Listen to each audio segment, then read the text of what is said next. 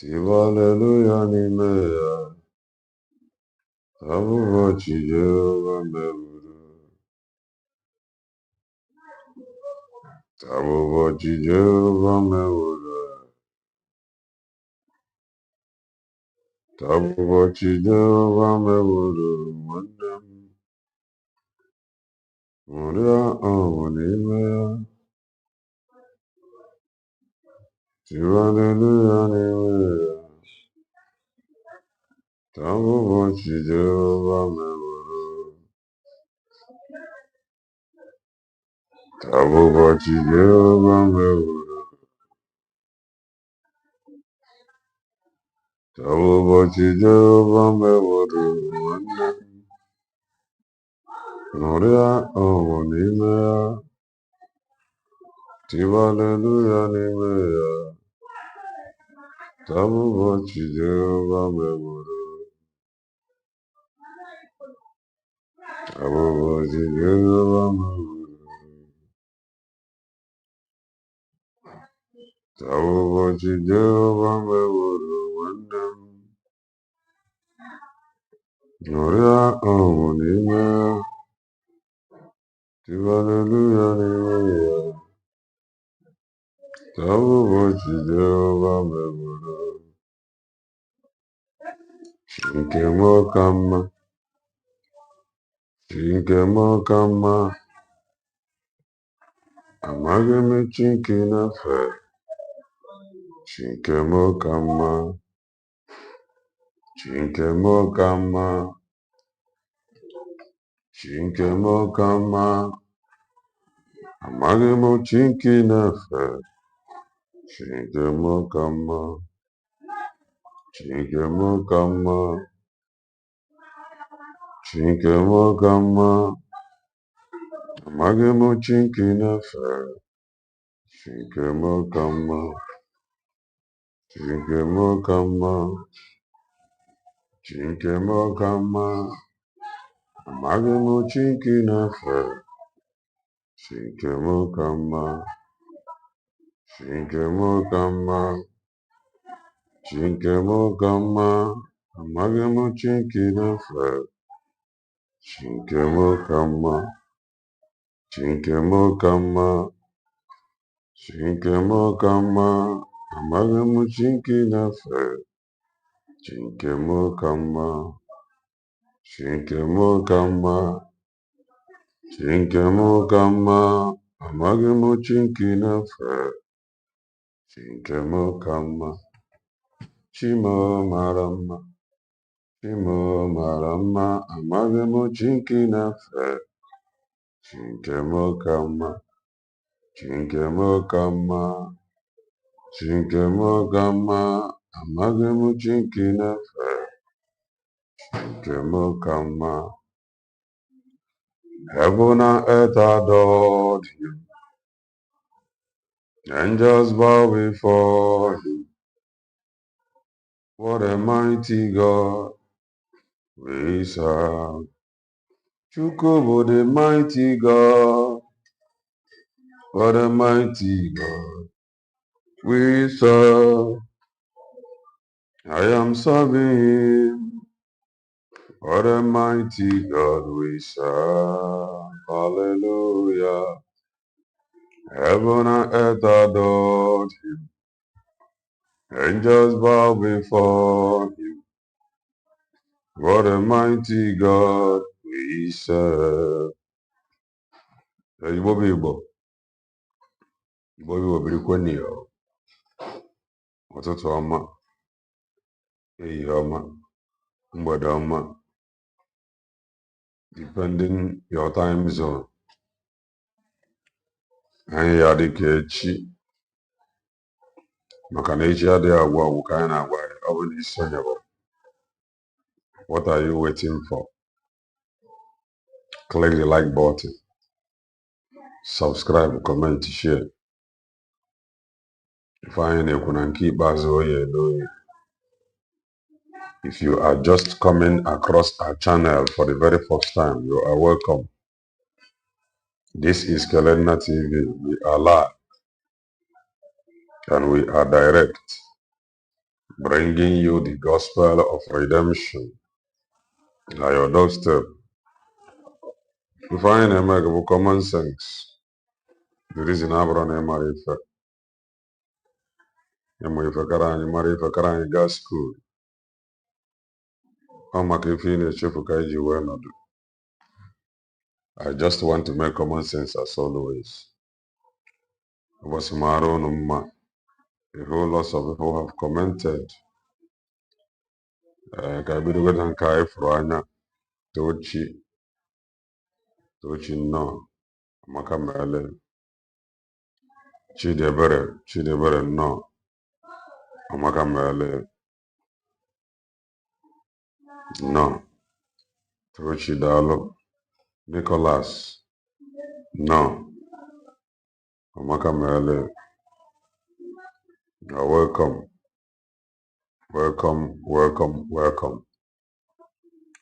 Before I move, Kevin nnọọ rinne. Before I move, please, I want to join. I kindly touch the like button. Kindly touch the like button. I want to comment. Somebody commented.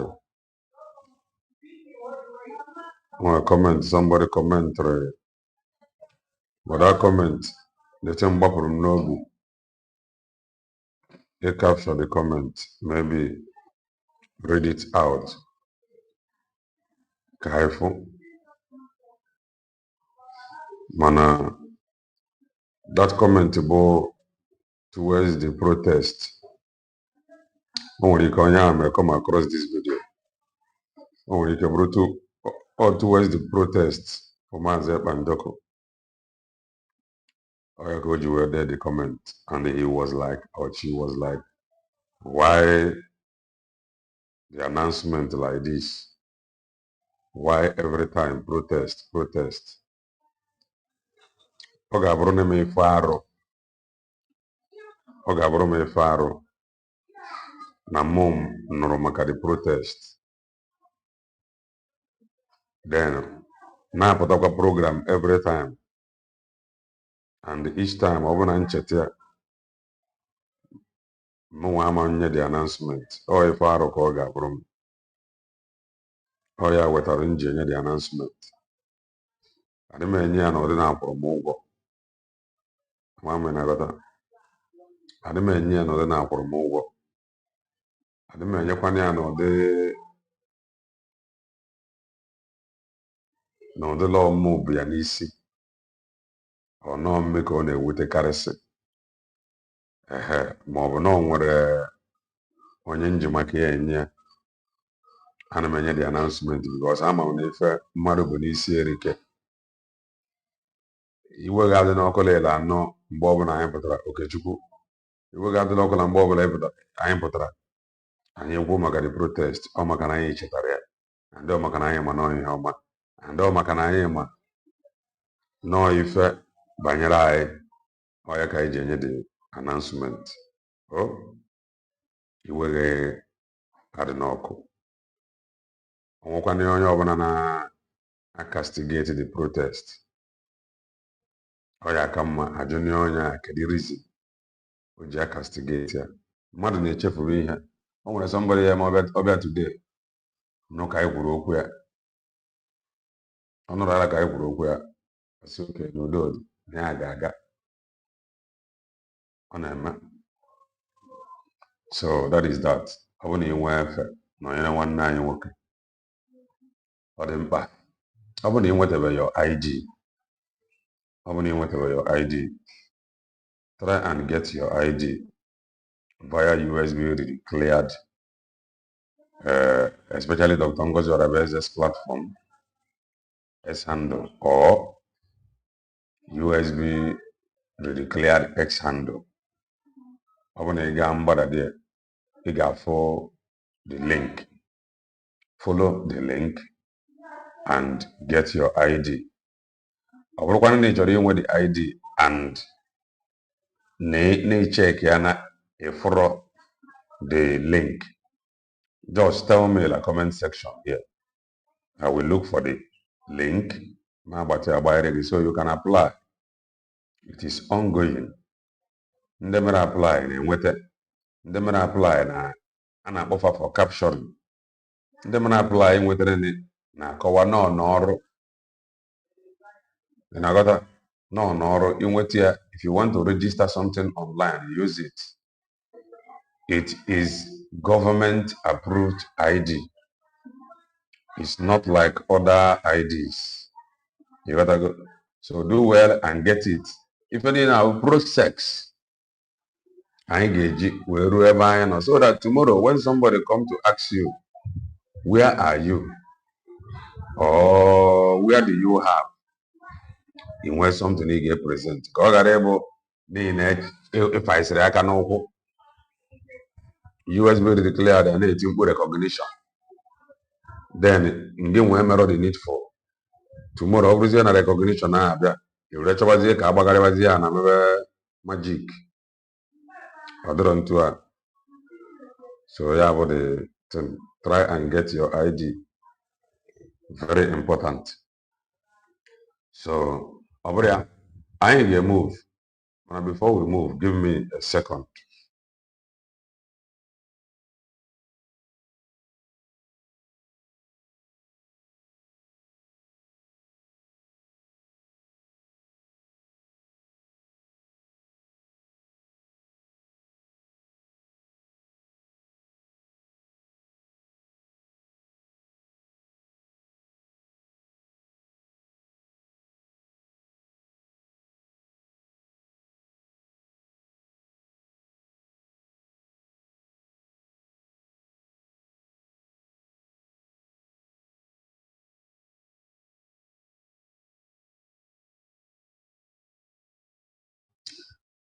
All right, we are back. So that is that. Nathan Norian. Nathan all the way from Ogun State. No, Omaka Mele. And we move. Oh, what if I got by there? I ain't got watch from Wazirike. I give it a man. But I just want us to listen to it together. Please, when you join, kindly touch the like button. Kindly touch the like button. Paul Norian Omaka Mele. When you join, kindly touch the like button, please. Very important. Are they a whole if you the like button, I come on we're gonna account. Just touch the like button, okay, Yanka. We're going at the video. When you see me buy a tackle, the number of likes will supersede the one person's tackle. So I can like more. Also, if you can play somebody's video without first liking it. Video of an water replay. I want to like here first. Or even for online. So, and I think that is from Owazirike. So I will want us to listen to it together before I go any even also. This is from 19 Owazirike. Ịmana onye ọbụla nwere ndị o si aghọta ife nke ya. Onye ọbụla nwere ndị o si aghọta ife nke ya. Like mụnwa now. I cannot come here saying Owazirike bụ Sabo. Mara apụta na saying Owazirike bụ Sabo. Because money I make over for sabotage yam. You know what? Mana mamna na-enwe ihe bụ sabotage. And then mamna ndebe anyị can actually make one to become Sabo. You know what? Our people can actually frustrate one until onye ahụ ekwuo okwu ebefa ga-ejide aka. Run with it. So that is what we are trying to avoid here. So nobody may comment in code. Can we discourage people? We help you by remove one megotra. Just like one of our brother that I block, which I have unblocked. One comment there. And that comment triggers that block. And one of our brother, I think Emeka, commented that I should unblock some people, which I unblocked some people. So, kama nje when no discourage you, onwe program I wetara open like gara pra. Ka mana ka n'ife nwanne anyị Ụwazirike kwuru. Ụwazirike akọwa na na-ejia the people the people kwesịrị hold ground for him or people kwesịrị continue because him and nke Ụwazirike bụ mainly na homeland ka Ụwazirike mere his own. That is why at times blame ya adịma fancy chair Ụwazirike mainly bụ na homeland ka ọ mere nke ya. So and the over the know that is true. I think the sentence Masila, most of his strong men not Nigeria. That is his backbone, not Nigeria. Ndiojaba. So immediately Ejia, Igbo politicians was able to convince his strong man, his top man, to the point even now, or his strong man, according to him, Orofa, Biamiti in prison. And he said, if you people said like that, we are good. All easy. Then we give all because his own well Nigeria. It was easy. He reached out to his men or his top people because not Nigeria. So Masekwa no if Mazen the Canobra, Motato from him, or Obido his own, or Chodeka his own, Bruneka Nigeria, or diaspora. Go best no. So in case Mazen the Canobo diaspora. So until you probe abroad, Mazen the Cano went Subu. His people abroad will continue. Then that's in the movie film and came as a banjo. In Kiaba abroad. Manobro Namazin Nanikano based in Nigeria. All his top men and run a homeland. And what you can buy now. And what you got a reason to give up. So let us listen to him. I'm an another. It's not as if now I say that he is not Sabo. If you have your evidence, he's Sabo, good and fine. But based on information explained now, I know I cannot just say that he is a Sabo because he gave up. And when circumstances, more feel as a mother, if a game mother give up easily because all Nigeria based thing, and we move. Please like the video. I will follow up to the last video. Mana video and one name or they can meeting. Na no my name meeting bo meeting more na members of the Eastern Security Network and Biafra Liberation Army. They went. And my agenda for meeting on Ihu Meba. When I got on 70 years. When I got 70 years of age. Na Libo. How we have I got to work in Omoyana Omoni here. Makano Mwaka Mota, the Tulite. Lien Naha, when Naga. Oh, I Libo. I got to work in Jaka and the Omoya. Or him me video. vidiyo ikpeazụ m mere ihe gbasalụ ụmụ anyị nọ n'ime ọhịa na-ata afụfụ si na agba mbọ inwere onwe ka m hụ esi na-ebugharị ozu ha mana si o teela ebugharịwara ozu ụmụ anyị onye m ji mee vidiyo ahụ mana taa m chọrọ ime the issue address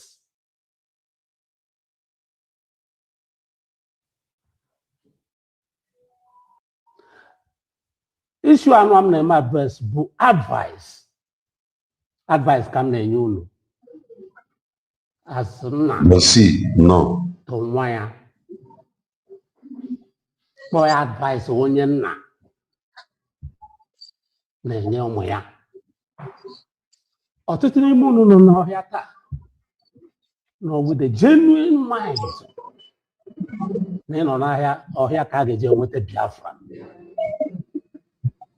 Ọtụtụ n'ime unu nọkwa n'ọhịa nọ with a genuine mind na-anọ n'ọhịa na ọ ga-enye aka ka erelize Nnamdi Kanu. Mana eziokwu ka m ga-agwa unu taa. Eze kwesịrị nọrịa nne Amaka Mele Ndubuisi nọ Amaka Mele ịnọ n'ime ọhịa buru egbe na-achọ Biafra ama nwetawuru anyị Biafra kama na ọ ga-eme inweta Biafra laghachi azụ. So eziokwu ka m ga-agwa unu maka na enweghị uru ọ ga-abara m ịtụrụ unu achị. Mana ịnọkwa n'ime ọhịa sị ka anọ n'ime ọhịa mmaja gọọmenti amaja ha ka ha were hapụ Nnamdi Kanu achị ka ọ bụ enweghị ha ga-emegide ga-emajawuo federal gọọmenti ha hapụ Nnamdi Kanu based on ịmajaga ha. Ọ gaghị ekwe omume. Ị gaghị emewu intimidate the federal government. a ga-amaja nwere na mmaja nwere level n'uche nke m maka ọgwụ ofu mmaja ka Niger Delta Avengers ji wee secure onwe the release of Mazi Nnamdi Kanu and the federal government was able to meet some of their conditions. O dependere ebe ị nọ na-eme dị mmaja ọ ka eji ekwu na o nwere ife eji eme mmanwụ official no Amaka Mele. For me, it don't see him as Sabo for giving up. I call him Sabo for what he is doing after giving up out of envy and jealous. Nke a bụzi personal issue. The man according to Ifede na social media ọ dịka ịla Maazị Nnamdi Kanu nwere issue. And all the on social media, even the wife of Mazi Nnamdi Kanu ekwuo ya, Mazi Nnamdi Kanu himself ekwuo ya n'ụbọchị Mazi Nnamdi Kanu gara ịlụ nwunye ya or something. Wazirike buru ya. So that is to say, fe nwee any issue lead to igi buru ya. So maybe I'll be fine. Let's continue. Ịnọkwa n'ime ọhịa na-eyi ndị mmadụ egwu si na a na-eme sit at home every Monday or any other day, or itinye sit at home for 7 days in a week for the next 100 years. Federal government ama second as far as on the southeast maka ọ gaghị enwe any impact in Nigeria. Onwegodi impact ọ ga-enwe federal gọọmenti amakwe ka ọ bụrụ nnọọ under intimidation ka ha ga-eji eyi idu. Ọ ya bụ a na-ekwu na o nwere ife eji eme mmanwụ, o nwere ike ọ na-efe ndị be anyị efe na ntị. O nwere ife obodo ji wee dị ebube. If Wazirike knows the way to get Biafra, my question is, what is he doing to get Biafra after his release from prison? Wazirike adịghị fight for Biafra. Ọ dịghị fight for Biafra. Ọ ya bụ ihe anyị pụrụ nchọrọ ka some of us mata. Wazirike is now doing his thing. Ọ na-emere onwe ya ife ya. If I was something or Wazirike build, bro, register, where you make ya some money. So Biake Wazia Biakome abandoned like that. Just like IPOB organization. IPOB organization will always be there. Or if you know, you know. That is what it is. If you know, you know.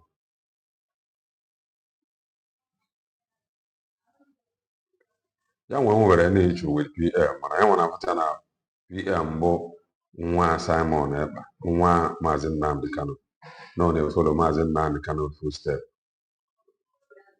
Oh yeah. On a photo, even Mazin Eba Njoko no even send a message. On a photo, na Mazin Eba Njoko bo nwa Mazin Nnamdi Kanu. So, anyway, this envy and jealous Nando for the divide. Kamonya Hena Buzuike. Onya, we like to when over envy and jealousy. Before you condemn people doing something that they are not doing it, first of all, start doing the right thing. Sometimes it's not about getting Biafra, but also scaring terrorists in our land. Manobo, all depends if I was mother. It's not about getting Biafra, but scaring terrorists. Also, Mr. Kelenda, good day. In my opinion, this Wazirike does not want Mazen Nnamdi Kanu to be free. Take it or leave it. If you got Japan, or Wazirike Tirianima, Amarom Maka there. Federal government had decided that Karapa Mazen Nnamdi Kanu. Not even Wazirike can stop it. Even Mazep and Joko for Anaheguna, some people they happy. Mazep and Joko no behind bars. Some people they happy long behind bars. Because Ki honor on where if ndị a bidoziri ritebe onwe afọ ebidoro tubefa. So they now love that name and etufa.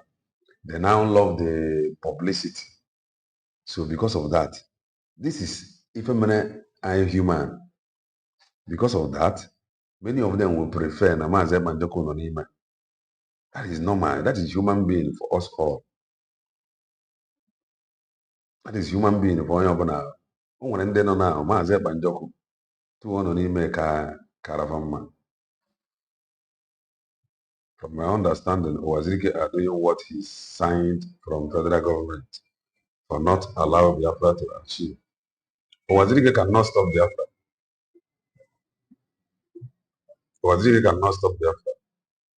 Shim Kasim no real Adedeji. No, Wazirike cannot stop Biafra. Na ihe unu na-ekwu. So ọhịa m ji esi ka m kọwara unu ọfụma. Na ihe a unu nọ n'ime ọhịa taa anaghị ehe ekwu ndị Igbo. Ọ naghị ehe ekwu Biafra. Ọ naghị. Yes, there is every possibility normal. Despite ihe niile, obodo Bongo onwe ndị nwe intel. And there is every possibility. Now that day, he released a video. There is every possibility now that day. Abroad the Nigeria. There is every possibility now that day. A video but online when you cover that day. So when you get Mazen Nandi Kana category. No. So some people want the information. a ka ya enwe people ya enwe information. E nwere ndị be anyị nọ na DSS, e nwere ndị be anyị nọ n'ihe niile na so and ha nwekwa people. So at times, in most cases, na mmadụ nwere information ahead of time before ihe eme does not mean na aka onye a dị. I'm not saying na ya nwa dị innocent, but I'm just saying in most cases na mmadụ nwere information before ife eme adịghị eme na aka onye a dị. No, na o nwere mmadụ onye ahụ agwụ ya ọ mata. So on to the ha si adịba mgbe ụfọdụ nwekwazie ndị na-amanị. Yes, ọ ya bụ the thing. Hatred karịrị akarị. Ọ hatred bụ ife wetara ndị fightịrị Maazị Ekpa Njọkụ ji wee fight from DOS. One of our brother called in yesterday. That our brother, he complained how they ganged up, how some people ganged up to remove a guy that was doing fantastically well na UK.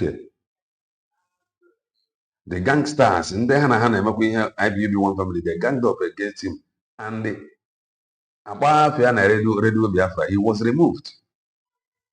The guy meant well. The guy better to do things right. But on nwere ndị na-ebe a that do not like the way o ji arụ ọrụ ya very well. They conspired against him.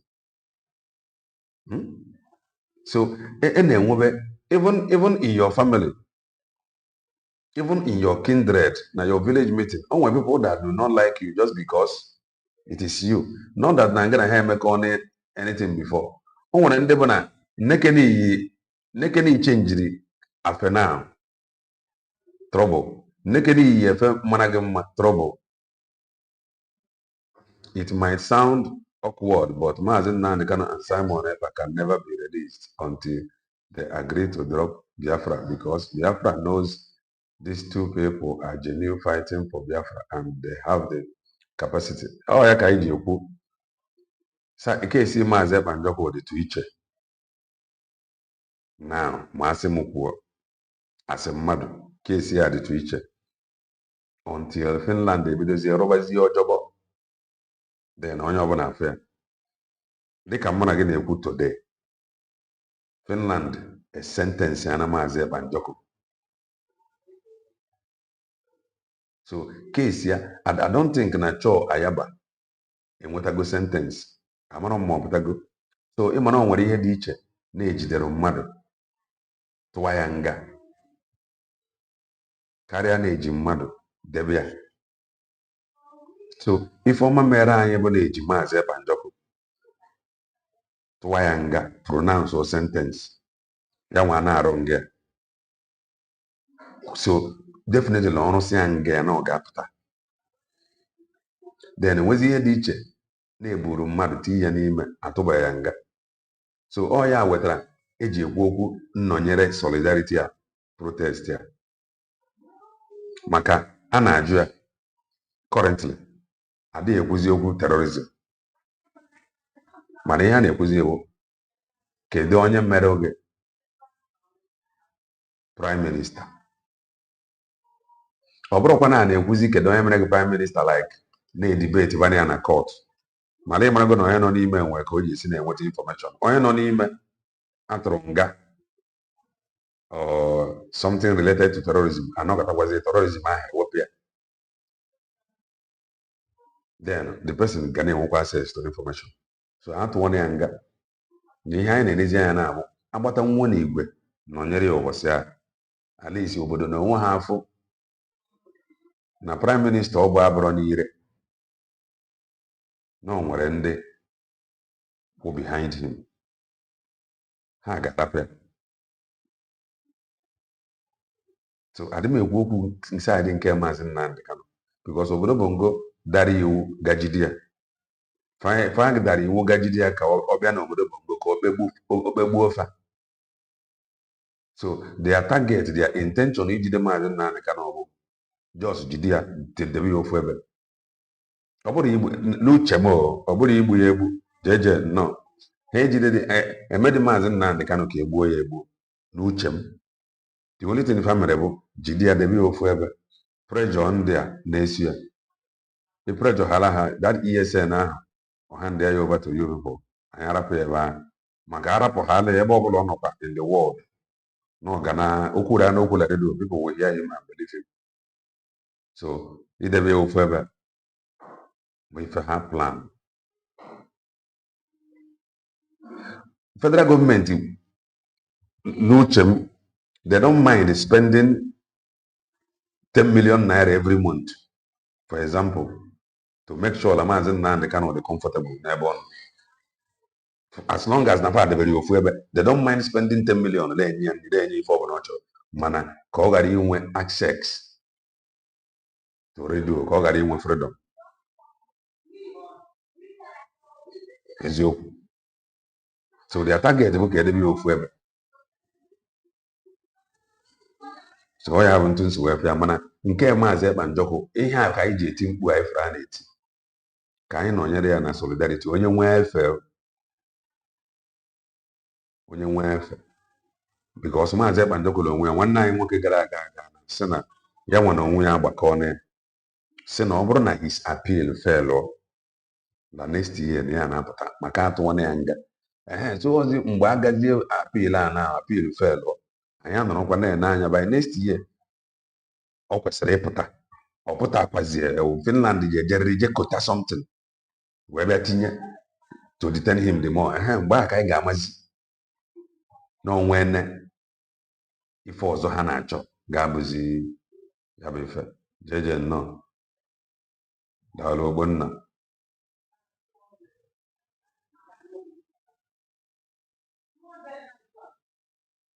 ọ ya bụ detin ọ ya bụ ihe dị na nnwere onwe ya ka o ji adị mma mmadụ ineru anya before ga-aba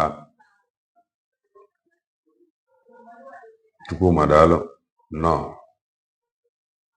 Amaka Mele Kelenna Simon Ekpa is political prisoner and it's planned by Britain. There is going to be lot of up and down about PM case until he denounced Biafra. It's not about Finland, but I pray I am wrong. Ya bụ ofu ife ka anyị na-ekwu for now atụwana ya nga ya nwe burugo sentence or not they are waiting trial o burugo sentence ọrụbago nga e pronounce go his sentence ọrụbago nga so na-emekwara ife ọbụla now bụ na ọ rụsịrị nga ha ejekwa je weta another story bịa to begin to detain him mana for now ọ ka nwere any story ọbụla e wetara ihe a nagodi ekwu okwu based on nga atụrụ ya and ọ na-arụ dị nga so ọ ga-arụsịrịrị nga bifo weta ife ọzọ were bekwaba tinye were sị ya na ịmana Maazị Ekpa Njọkụ Finnish citizen ọ sị na Maazị Ekpa Njọkụ ji na o nwetara akwụkwọ na Finland ị nwere ike si na Finland na-efe mee ya ntu ọbụla mana nke ifuru o ji akwụkwọ nke ya pronounce ya ọ na-arụ dị nga obodo a na-afụ na ọ na-arụ nga ya nwee tinye appeal ịghọtago na so o ruo na appeal win appeal ya definitely e ga-enwe enwere ike nwee some condition e ga-enye mana ekpere onye ọbụla ga na-ekpe bụ ka Maazị Ekpa Njọkụ win ọ ka Maazị Ekpa Njọkụ pụta maka o megide ha na win appeal ọ lose appeal pụta after ka ọ rụsịrị nga pụta Finland ife ahụ anyị na-achọ n'oke elu anyị nwere ike inweta ya n'oke ala Finland nwere ike na-akwado anyị na-emeghị public ma ha fụ how serious and how ready anyị dị ihe nyefụrụ a na-achọ na America emegide ha na mmeri nwa Finland there is every possibility na ihe ahụ anyị na-ede na America na Finland nyebere anya so ya ka keesi ya ji wee dị iche onye atụrụ nga na onye atụbụrụ nga abụrụ otu yes Kelenna you are right it's just to stock PM in a place not that even Finland do not know they know but happening in Nigeria government okay daalụ nwanne Nathan Mazen Nanagan said it time ago that Nigeria government have brought out millions of dollars to fight Biafra freedom. That is why you are seeing lots of saboteurs everywhere gaining from the money. Imana ife siri ike now. Imana one thing about ife abana ka fa na try na fight ndị na-ekwu okwu nwere onwe or trying to suppress them. Enwere something na-emezi n'obodo Bongo which nobody can deny or stop, and what is that? Insecurity. So obodo Bongo eruo na level bụ na ị na-apachi ebe a osi ebe a na-leak. That is the problem. So o nwere nga ya bụ imeruo yourself, the world will be like, nna gịnị ka ị na-eme, gịnị ka ị na-achụrụ onye mana ndị jizi egbe ebe dị, and o nwere ife na-agwa ndị ji egbe. Why do you get this thing like this? So all you have a problem in for na obodo Bongo now. So ka ị na-agba mbọ. Okay, ọ bụ ya nwanne anyị nwoke waziri ike one of his video last time. Ya nwa na-ekwu na-enwe repentant Boko Haram.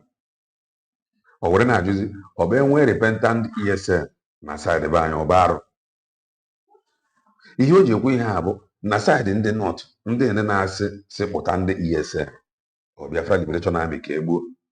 Ha nwere people dị worse than ndị nke na nwere na be anyị. Ndị nke a bụ repentant mana ndị nke anyị bụ ndị a chọrọ ka egbuo. So ilekwa his point anya, ị ga-asịkwa no matter kware ọ bụrụgodị ire na ọ nwere ife ndị nke anyị na committed which nobody is supporting anything illegality. So let's say na ọ nwere ife ndị nke anyị mere mgbe ọ bụ na enyere ndị nke amnesty, ọ bụ enye ndị nke anyị amnesty ọ bụ arụ, ọ bụ dị arụ. So inekwa anyị ngwa na ya nwere onwe ya nwekwara valid point based on toward the other side. I mean, no. Let's continue.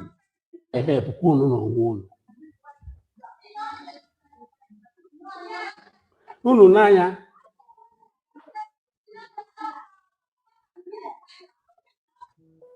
chi na-enwe ihe a na-echenji, ihe na-agbanwe.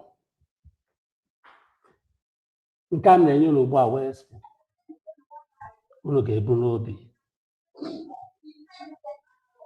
Ọkwụnụ hụ this state policing federal government na-achị tinye na ọ ga-enye unu nsogbu. Unu na ndị nọ n'ime ọhịa, ọ ga-enye unu ezigbota nsogbu na South East. Maka na South East enweghị that large land mass. Ị ga-eji South East a compare North. Sọsọ Kogi steeti ka South East ugboro abụọ na land mass. Sọsọ Sambisa Forest ka South East ugboro abụọ na land mass. So the moment I pass through this legislation now, ọ bịa into operation, unu nọ na nsogbu. Ebe a ka m ga-ekwudebe ya, mana oru mgbe ahụ unu lotekwa na ngwara ya unu. Oru mgbe ahụ lotekwe na ngwara ya unu.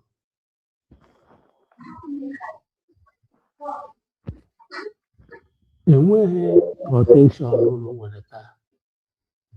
Unu jụọ onwe na ajụjụ. Lee ihe na-eme na Nigeria. Were kene onwe gị n'azụ onye ESN dowe one side. Were onye Boko Haram dowe na one side. Kedu onye federal government ga-echuzi? Ọ Boko Haram.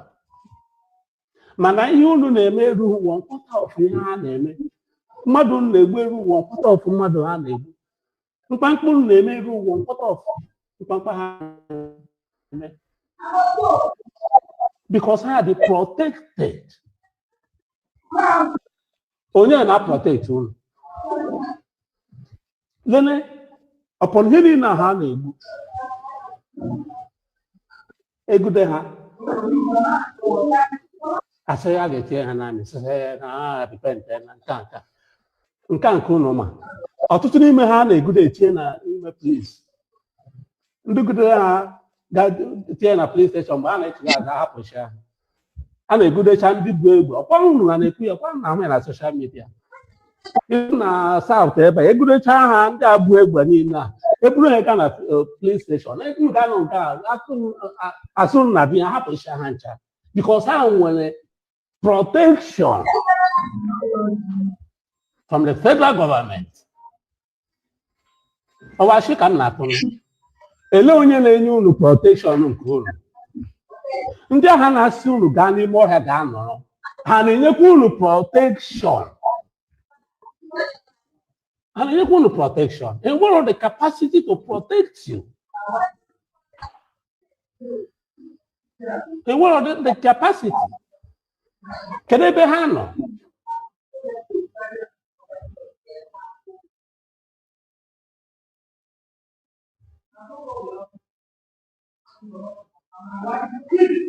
ndị be anyị ndewo nke a wee follow up to the last video m mere mana vidio anụ a na-eme ugbu a ọ dị ka meeting nna na ụmụ ya na-enwe meeting a bụ meeting mụnwa na members of the Eastern Security Network and Biafra Liberation Army ga-enwe. Enwere m agenda for meeting a ọ nọ n'ihu m ebe a mgbe na-adịghị anya m ga-atọ ọnụ 70 years mgbe na-adịghị anya m ga-adị 70 years of age. N'ala Igbo ọ bụ ihe arụ agadi nwoke nọ ụmụ ya na-anwụ n'ihu ya maka na ọ bụ ụmụaka amụtara na-etolite lie nna ha mgbe nna ha ga-anwụ. Ọwa arụ n'ala Igbo agadi nwoke ji aka ya na-eli ụmụ ya ọhịa m ji na-eme vidio a. Vidio ikpeazụ m mere ihe gbasalụ ụmụ anyị nọ n'ime ọhịa na-ata afụfụ si na agba mbọ inwere onwe ka m hụrụ esi na-ebugharị ozu ha mana si o teela ebugharịwara ozu ụmụ anyị ọhịa m ji mee vidio ahụ mana taa m chọrọ ime the issue address.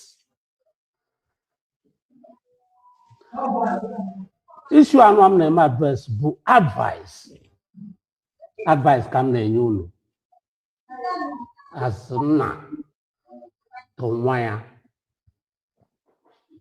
kpọọ ya advice onye nna na-enye ụmụ ya. Ọtụtụ n'ime unu nọ n'ọhịa taa nọ with the genuine mind na ịnọ n'ahịa ọhịa ka a ga-eji enweta Biafra. Ọtụtụ n'ime unu nọkwa n'ọhịa nọ with the genuine mind na-anọ n'ọhịa na ọ ga-enye aka ka erelize Nnamdi Kanu. Mana eziokwu ka m ga-agwa unu taa, ịnọ n'ime ọhịa buru egbe na-achọ Biafra ama nwetawuru anyị Biafra kama na ọ ga-eme inweta Biafra laghachi azụ. So eziokwu ka m ga-agwa unu maka na enweghị uru ọ ga-abara m ịtụrụ unu achị. Mana ịnọkwa n'ime ọhịa sị ka a nọ n'ime ọhịa mmaja gọọmenti amaja ha ka ha were hapụ Nnamdi Kanu achị ka ọ bụ enweghị ha ga-emegide ga-emajawuo federal gọọmenti ha hapụ Nnamdi Kanu based on ịmajaga ha. Ọ gaghị ekwe omume. Ị gaghị emewe intimidate the federal government. Ịnọkwa n'ime ọhịa na-eyi ndị mmadụ egwu si na a na-eme sit at home every Monday or any other day or iti ego sit at home for 7 days in a week for the next 100 years. Federal government ama second as far as all na Southeast maka ọ gaghị enwe any impact in Nigeria. Onwegodi impact ọ ga-enwe federal gọọmenti amakwe ka ọ bụrụ nnọọ na under intimidation ka ha ga-eji eyi edu na ihe unu na-ekwu. So ọ ihe m ji esi ka m kọwara unu ọfụma na ihe a unu nọ n'ime ọhịa taa anaghị ehepụ ndị Igbo, ọ naghị ehepụ Biafra, ọ naghị ehepụ unu n'onwe unu. Esther no, Amaka Merele. Unu n'anya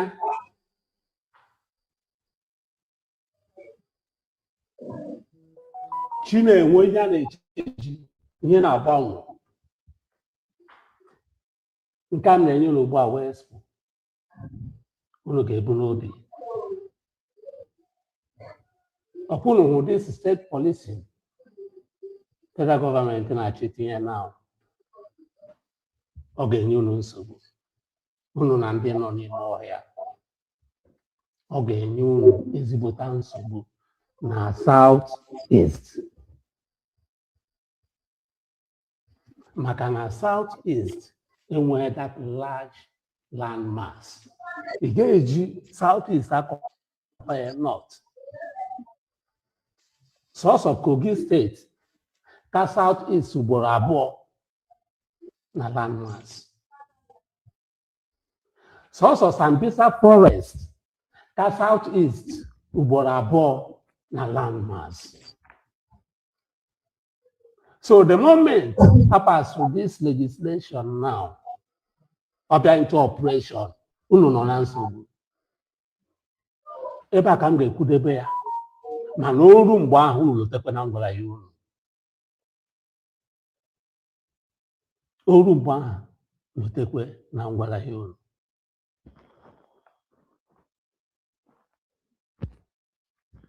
Enweghị protection unu nwere taa. Unu jụọ onwe na ajụjụ. Lee na ihe na-eme na Nigeria. Were kene onwe gị n'azụ onye ESN dowe one side, were onye Boko Haram dowe na one side. Kedu onye federal gọọmenti ga-echuzi? Ọ Boko Haram.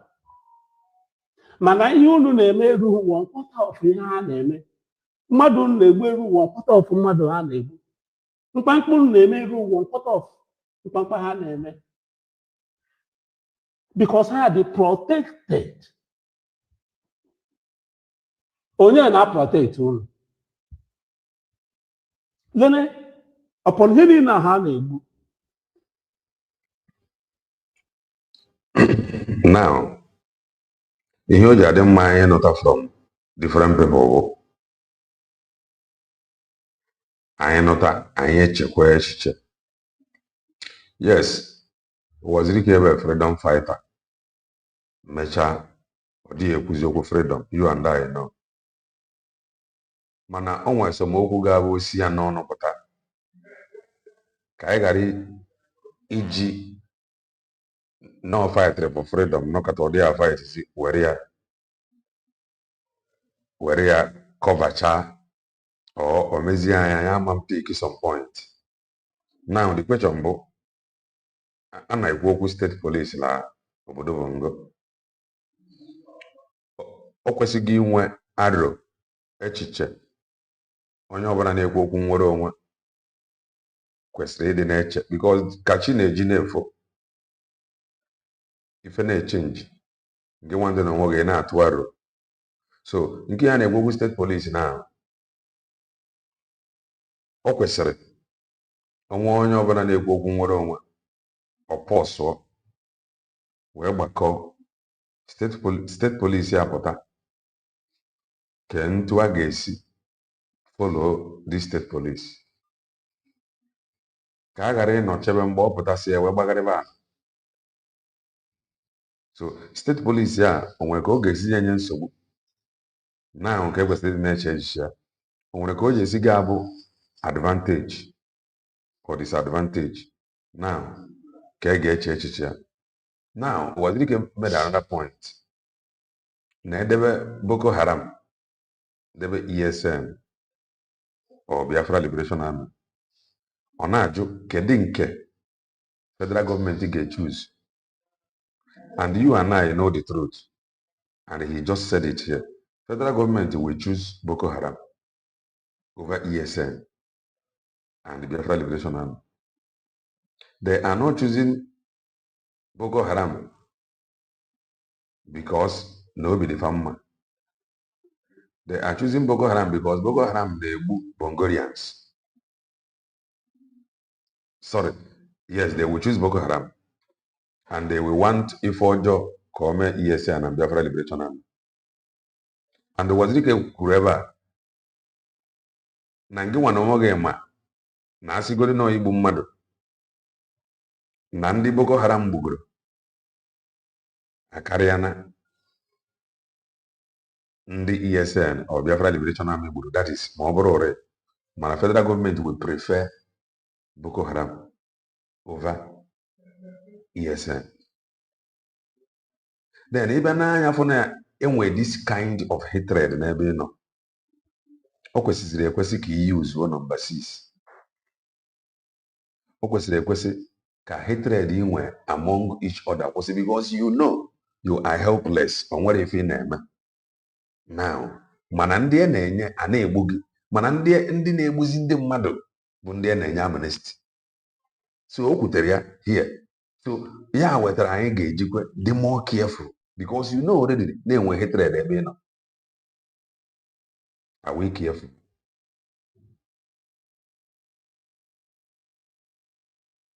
State policing is still a danger because they will be under the governors who are. Oh yeah, ebe ga-enekwasị anya na. Oh yeah, ebe ga-enekwasị anya. State police, ya wetara Wazirike achọrọ ịga in details banyere the state police. So ya ka anyị ji ya sị na onye ọbụla na-ekwu okwu nwere onwe nke a na-ekwu okwu state police na ineru anya kedu advantage and disadvantage ibido n'oge wee gbakọba because the state police ga-adị under governors. So governors bụzi onye ga na-enye the command no longer from maybe from federal, from Abuja. So yaka by now godi with ife okwuru onye ọbụla ga-agbakọ kedu advantage and disadvantage ife. And don't be surprised Chinefu things are na-echange. Oh ya wetara oji adị mma mmadụ dị very very strategic ka Chineji na-efo things na-echange ị na-etinye ụfọdụ ife. If state police is for the indigenes to be policing their state, then it's good. But if not, it's not going to be indigenes. Then it's not good. Ihe can I know state police? So that state police now, both indigene, just like into I state police. So it must be Nuchemo or Kwesrebo Ndebundi state. But state police. So a Yoruba man or your state man cannot go to Imo State under state police. So normal indigene. And from this indigene now, from state police and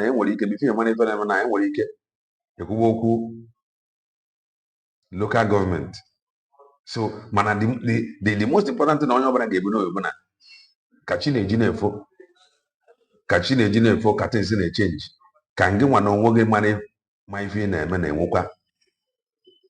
Another plan. So he made some point here. A good day, huh? I say I get here and I'm saying, repent and can't. It's not about state police cannot work. It's about Nandi Nachi Obodobongo. Now bagara now, KTA state police. So definitely, whether I'm work or I work, I think now on the get advantage or get disadvantage. So onye ọbụla now kwesịrị ịdị na-agbakọ. Nke a nke ụnụ ma ọtụtụ n'ime ha na-egude etinye na ime police. Gift nọ. Ndị gude ha ga-etinye na police station mgbe a na-echiga aga hapụchi ha. a na-egodecha ndị bụ egbe ọkwa unu na na-ekwu ya kwa na ahụ ya na soshal midia Ekwela na ga-ejide ndị bụ egbe bụ ndị Boko Haram nwa kpojere fa ndị uwe ojii tumoro fa apụta. Mana ọ bụrụ na ọ bụ ESN ọ Biafra Liberation Army ka eji na enwere ike ebupụ ya na ebe anyị dade bụ n'ahịa be ndị ugwu. Mana ndị nke na-ejide onye ejizi na ebe anyị yarapụ ya na obi eke, o nwere ndị ga-abịa iburu ya bife mara ife na-eme ndị uwe ojii arapụkwa ya bikọs ndị uwe ojii nidiri ndị ha chọrọ ka sel dị fidọp, so ha nidiri ha ya abịa etinye ya n'ime bife mara ife na-eme ndị befe abịa bịa lụọ ya enwetatụ obere ego. ịbụ na saụt ebe a egurecha ha ndị abụ egbe niile a eburu ha gaa na police station asụ na biya hapụcha ha ncha because ha nwere protection from the federal government. Ọwachi ka m na-atụ ele onye na-enye unu protection nke unu? Ndị agha na-asị unu gaa n'ime ọhịa ga-anọrọ ha na-enyekwa unu protection? Ha na-enyekwa unu protection? Enwere the capacity to protect you? Enwere the capacity? Kedu ebe ha nọ? Right. Saịdị a ịfụrụ Ụwazirike na-ekwu na o nwere ife m ga-agbata ka anyị gbanye. A sị na onye ndị iro gbara okirikiri nwa ka esi atụ inu a ịghọtago. Anyị nidere ịdị extra careful because of the people anyị na-edili with. A na-achụgharị ESN ebe ọbụla. Ndị be anyị na-eti imo ọp, ndị be anyị na-esi imi. Onye be anyị siri nwanne imi maka na ọ bụ ESN. Gwanye onye be anyị a na-enwe bandit na his village ka onye ọ ga-esuzi imi ka abịa jide bandit. Onye be anyị ga-apụ na suo nwanne imi maka ESN ọ Biafra Liberation Army abịa bụrụ nwanne ya. Enwere bandit nwee terrorist nọ na his village, o mezi onye ọma ọ ga-esi imi onye ka ọ ga-arịpọtụ. So o ruone mgbe anyị ga-ere ozi nọmba 6. If I na-abụ video, we will watch this video together. If we have 2 group of terrorists, according to this our brother, 2 group of terrorists ebe fa lụrụ ọgụ lụsị ọgụ ewere ụgbọelu bịa busiri the terrorist nwere injury gawa treat fa ụgbọelu. So anyị ife na-eme na okirikiri anyị ekwesịghị ime anyị ka anyị lọvụọ onwe anyị more than. Mana the more ife ike kwesịrị anyị iji wee lọvụọ onwe anyị na-eme anyị, the more ndị be anyị continue n'ọrụ sabụ, the more we continue heartlessly dealing with each other ruthlessly. Ife ike na-eme anyị emeruo na anyị nke ya bụ agwa gị na so nwanne gị imi ị na onye na-agwa gị ha anya wite ego one niile ọ na-epresent to you, isi anyị arapụ gị agụ ogbu oge ị na-aga ebe ị na-aga. Ife ike megara anyị n'obodo bụ nga eruo na nga ya bụ akpọọ gị na fon na gwa gị ife nwee ka ọ dị gị aghọtasịrọ, isi onye ahụ ya rapụ gị ka ị gazuo ike. Ụwazirike kwuru ya, edebe Boko Haram debe ESN, kedu ndị ọ dị gị ka federal gọọmenti ọ ga-ewere? Federal gọọmenti ga-echuse Boko Haram si ka egbuo ndị nke. Why is that so? Mana nke nwere onwe gị edebe Boko Haram debe ESN ke nke ị ga-ewere ESN because ịmagodi na ọ bụrụgodị iri na ọ nwere ife ọjọọ fa mere na ọ dị lesa. Mana federal gọọmenti ga-echuse, they will embrace ya na-eme anyị n'iru a na-enyefe amnesty. Ekwego fa nkwa na fa ga-abụnwu gọvanọ, na fa ga-abụnwu prezidenti. Ekwere fa nkwa ịnọ na-eme kedu nkwa ekwegoro ndị be anyị ndị nke anyị ne anwade. Ividia bụ terrorists ya bịa British coin no Amaka Maele Edwin no Thank you. Onye ndị iro gbara okirikiri na-eche ndụ ya nche. Exactly. Please do well and touch the like button. Ife ike megara anyị ruo nne anyị nwe iji nwayọọ use number 6 mana ị na-enezi anya ọ dịka ọ bụ the more ife ike na-eme anyị the more anyị na-adị that is the more we grow stronger n'ọrụ sabo. You know that there is hatred enwe n'ebe ị nọ. Then onye ajụrụ na-ajụ onwe ya, what is wrong with us? You will watch this video. That is, I watched the video.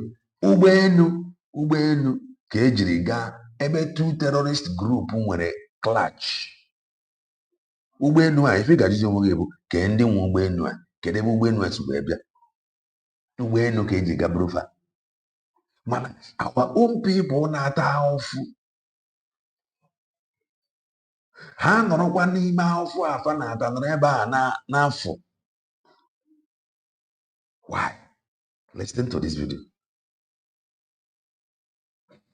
And over 230 million people not knowing that there is another government going on in Nigeria. Listen. Yeah, there is another government going on in Nigeria. This is the late evening of Friday, July 3rd, 2026. Listen, this is a Tudun Magaji, Niger State.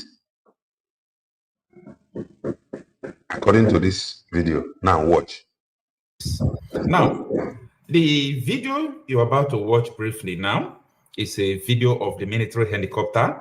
They came to airlift some terrorists who injured. They came with Onwere na abịara ka ebunie ndị na-emebi obodo nwere injury.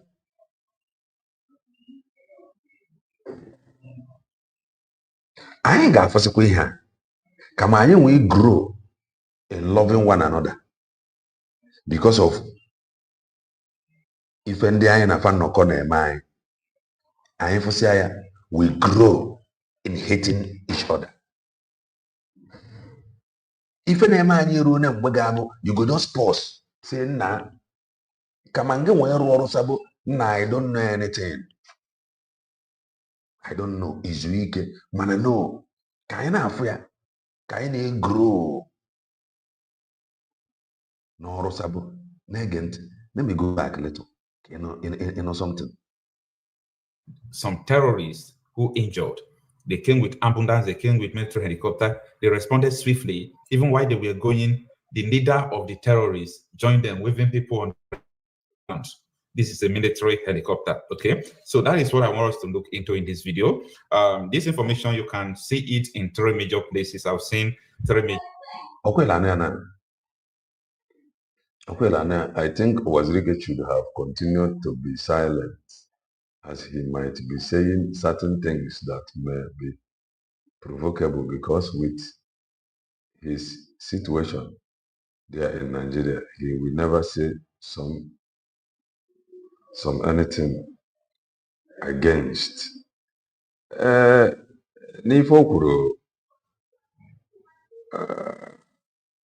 well, okenye ka ọ bụ onye ọbụla magodi ọ sị gị na a few months na ya ga-adị 70.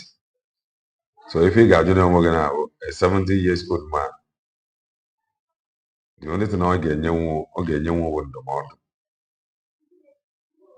That is just the truth. Ndụmọdụ ka ọ ga-enyenwu. Aside ndụmọdụ, o nwere ife ọzọ ọ ga-emenwu. Mana ọ na-ekwuzi okwu uche ya dị n'ụdị okwu ọ na-ekwu ka ọ ghara ịbụ okwu ga-akpali mmadụ iwe. As you rightly said, yes, it is very appalling. Igbos fighting themselves. Meanwhile, terrorists and the other tribes protect each other. Igbos change. If I will, then ndị na-emebi obodo ga-abịara ibu iburu. Kedu onye nwe ụgbọelu a? Kedu ebe ụgbọelu a si wee fede? Kedu ebe ọ na-ada? Ife abụ ife ga-ajụ onwe. Ụdị ife abụ ife kwesịrị ime anyị afụ onwe anyị n'anya dị mọ. Gwa m nnọọ ife ị ga-erite na-efụchara ụdị ife a na ị kọntinu gwa n'ọrụ sabo. Gwa m nnọọ ife ị ga-erite na-efụsịrị ụdị ife a na ị kọntinu ọ bụrụ ịchụgba nwanne gị ka igbuo ya abụ. ife ị na-ede ka ekijisi ya mfụcha ụdị rịpọtụ a ife ka na-agba gị n'oyibo ntụ ị ga-esi gaa sabotage your own brother, ntụ ị ga-eji gaa sabotage your own sister, ntụ ị ga-esi ga-eso nwanne gị imi. Why? Listen. These platforms that have published this, but I needed to know more, so that led to me trying to acquire more to really know what transpired. And Daily Post reported it, many feared it as terrorists, bandits clash in Niger. Lakurawa terrorists and newspaper Buria. Let me go back again. Inyabu bandit nabo. Okay. Look at the news. If I have a newspaper, many feared dead as terrorist bandit clash in Niger State. Inyabu newspaper. N'obodo Bongo. Ndị be anyị ga-afụcha ife a igbu nwanne fa abụrụ ife dị fa n'isi. Why? Niger. Lakurawa terrorists and another terrorist called bandits, they clash. So I'm going to explain so many things to you. So after they clash, what happened?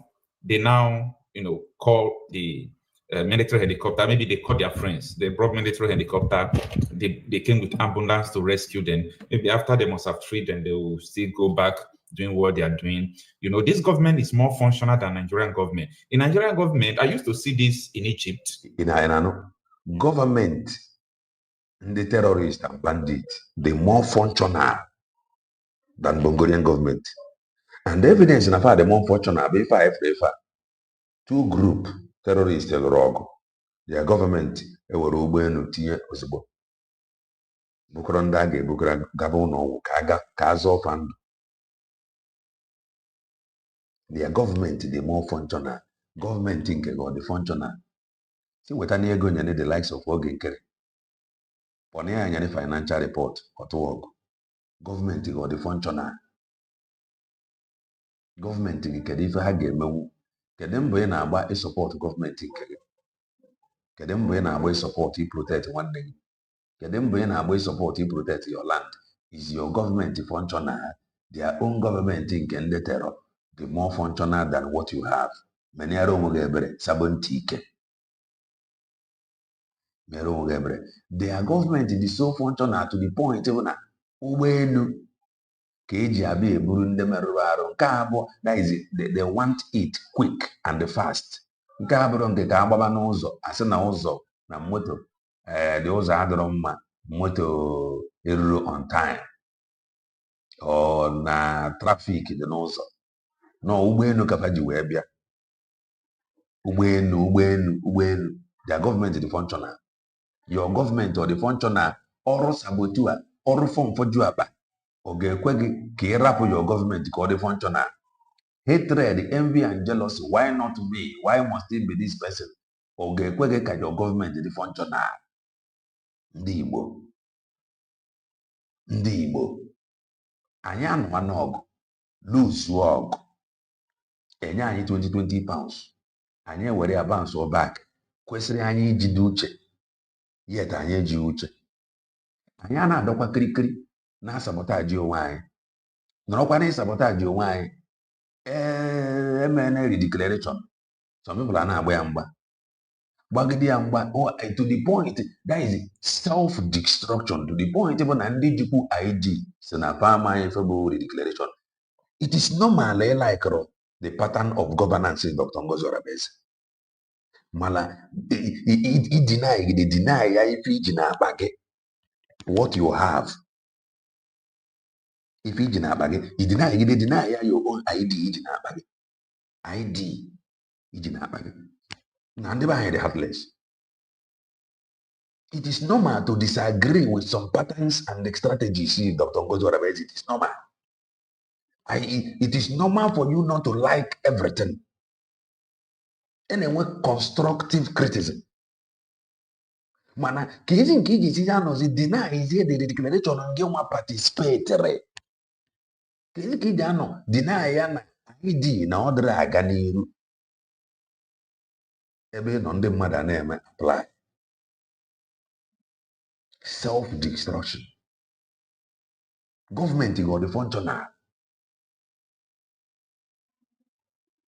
Now, listen. In Germany, in Italy, in America, advanced countries, where if there is an incident that happened, helicopter will just come for rescue mission, you see ambulance moving. That is what these terrorists are enjoying.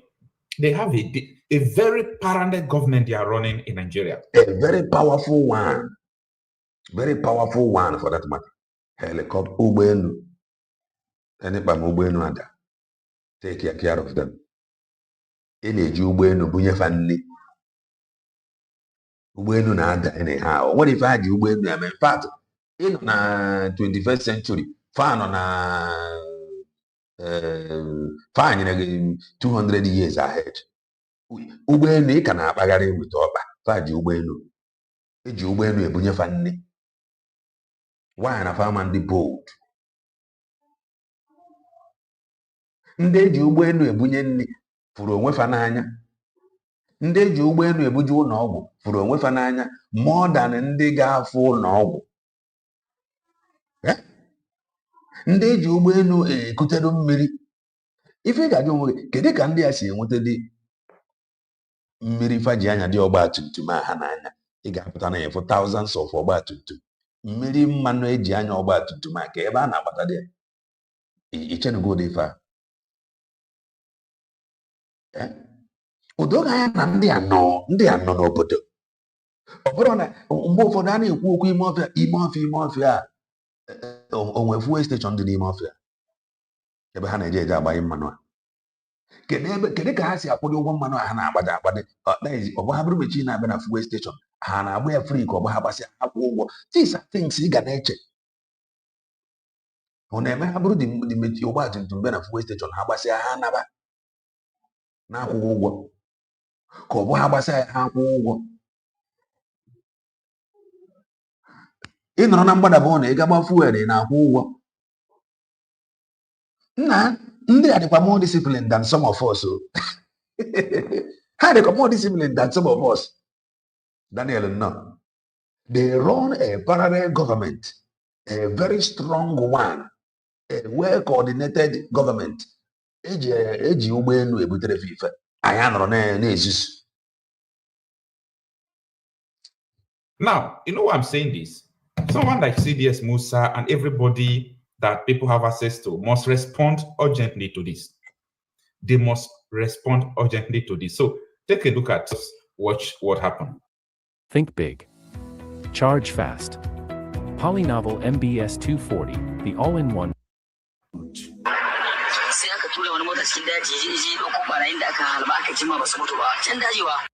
Ihe a na-asụ ebe ọbụ Igbo. Ife a na-asụ ebe ọbụ Igbo. Gee ntị ka ife a na-asụ ọbụ Igbo ka a na-asụ ya.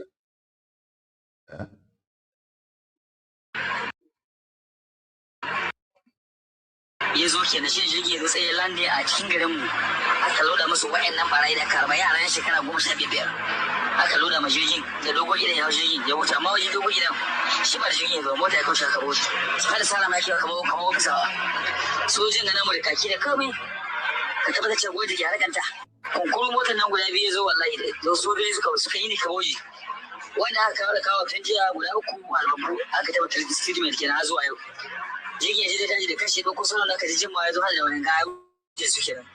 Now, let me give you the brief story. Zagazola Makama also published this and explained what transpired more. Now, this terrorist called Dogo Ngedea, he was challenged by Nakurawa terrorists.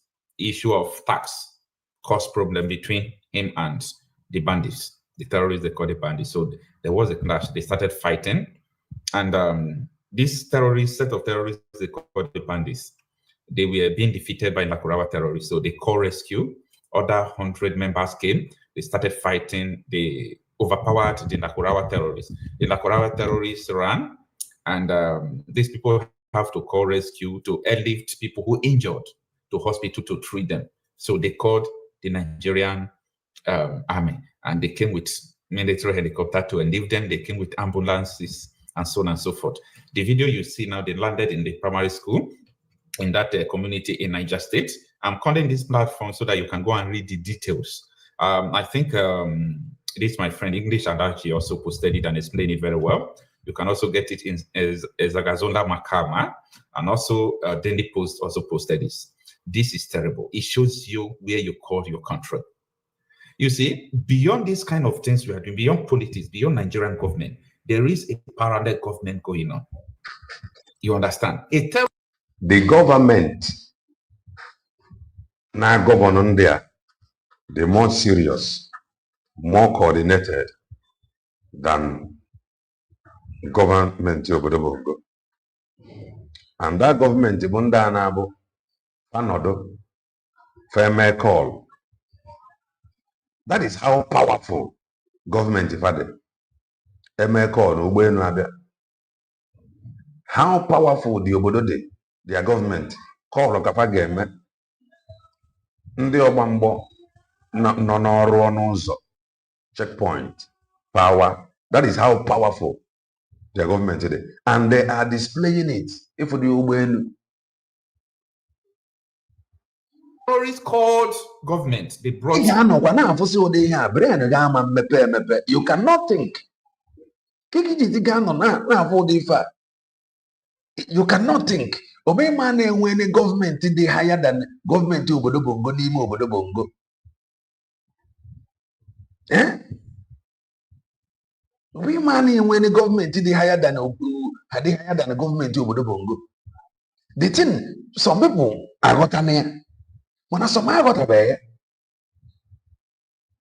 When I gonna put it together. Oh, a video of this our brother that I played yesterday. I may play the video again. Can you worry about na government here now that is sponsoring Nimo Obodo Bongo? No government Obodo Bongo. I will bring the video again after this one. Let me play it. Helicopter to relieve casualties of his people to go and treat him. And he entered the helicopter. Soldiers were still on the ground. Soldiers were waving him when he entered the helicopter, and they saluted him. I mean, a terrorist. I want someone like CDS Musa to respond to this. Respond to this. You people are being ruled by terrorists. You people are being ruled by criminals. Like, we need an urgent response. We need an urgent response to this. How can this thing be happening? And one of the most dangerous things is that so many people are blind to all these things going on. So many people are blind. Blind. And the blindness in Kendeva with stupidity.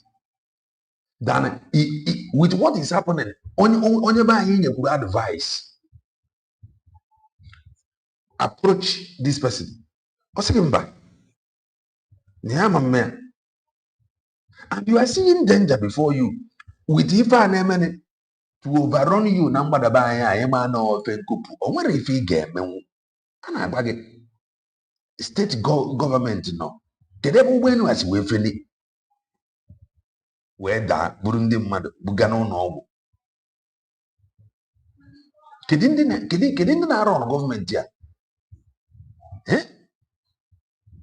This is a government by the terrorists. Government by the terrorists. So the chief terrorist who requested the presence of this military helicopter, the Dogo Ngedia, did not even leave them to carry people who injured. He joined them, and people were waving at him. He was waving at them. They were saluting him. Who can explain this to me better? Like, what is it? What is this? What is this? I'm doing this because I just want people to know the truth.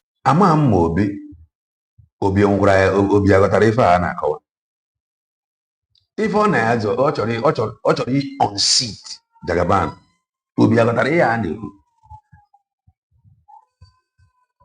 about Nigeria. I just want you to know the truth about Nigeria.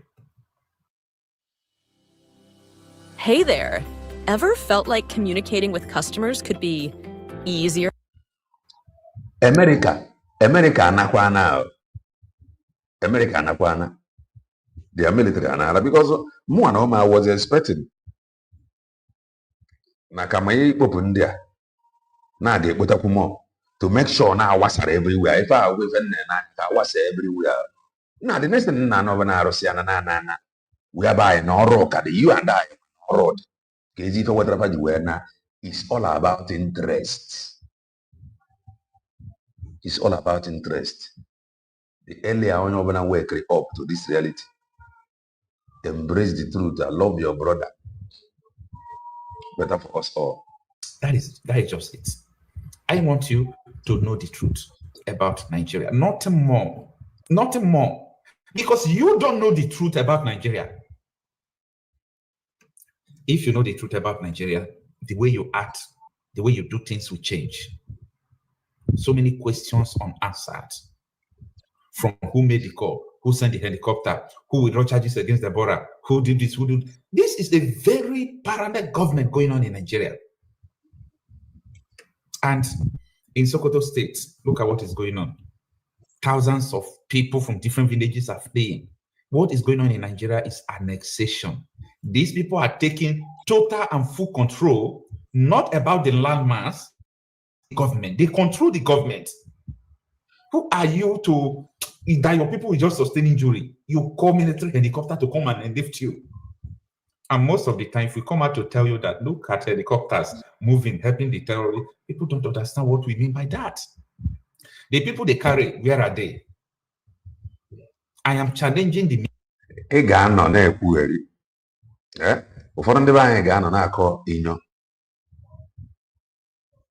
terrorists. They take you over completely. America will be working with them. That is the simple truth. That is the reality. Go and write it down. Call it bandit or your formula. If any they will organize. Organize. Where you want to see every page mod. America be about American business. The only thing that matters to America about interest. Don't matter to anything. The only thing you get me complaints that no you see you matter you na be a business. You can't know. If America na be a business, if Obroge be America, if undenable ndio to find accident. A waru when the berufa. If one had the coordinated, they value human life. Abema. How value human life? Oh, ya keji waste the Ubeno, Ubeni Beprundia, Bujefa Gagatria. America, if you go the Yodefa, American no hagaman, and any wooden the Atana Hage, Woku or to when they can do better. Manangin 1 hour or sabo, you were all na bagare, legatis bench, you were all na bagare, a going to recharge card, they see me are talking rubbish. Ghana, America, I will cover with them. If I have evidence that they are doing well, America, see, and when I can we send Uben or Gabutin, a treat to go on or what. Meaning they go all over one. Now, if I want to buy that kind of business, America got, you know, they've been on it, Christian. We are Christian here. It's interest. It is not about Ndoge. Can even give benefits. Before you travel abroad, in Agadia, the focus, the Irueba that you are going to pursue. Kiwego, or if I have interest, you work abroad. A Gadidia to go and build their nation. Fair build the Chago before ready. The only thing in Agaba able to go and contribute and wait your own money. Wow. So in American Aban over the Bongo, what am I going to gain? Hana baby no Arapu useless in this huge. Can even dogi way to contribute to their economy. That one America. Ndo ana America ide. Ndo America jabi the Christian here. Can dogi way to contribute to their economy. Useless in dog. Nandi na for example, don't think about. eji ụgbọelu enwe ego na eji wee gbayo ife eji anya ụgbọelu buliriba butuwefa enyefa treatment ife a bụ ndị chọrọ ịzọ ndụ ịnọdụ enyere research card ị na-akwụgharị enye gị data ị na-akọgịrị egoizie gị moto ebe a you make noise everywhere you cannot think there is trouble n'anya anyị na-abụ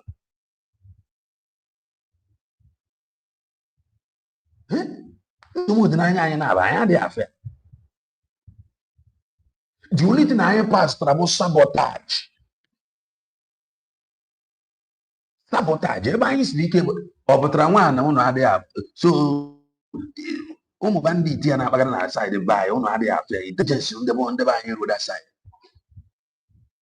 bandit kpagarịa the whole village amapụta na complain mana o ruzie n'isi ụmụ nwanne gị imi ọ bụrụ mmadụ na-abụ na mmadụ ịtọ ọgụ ji na-eme kọl suo nwanne fe imi codedly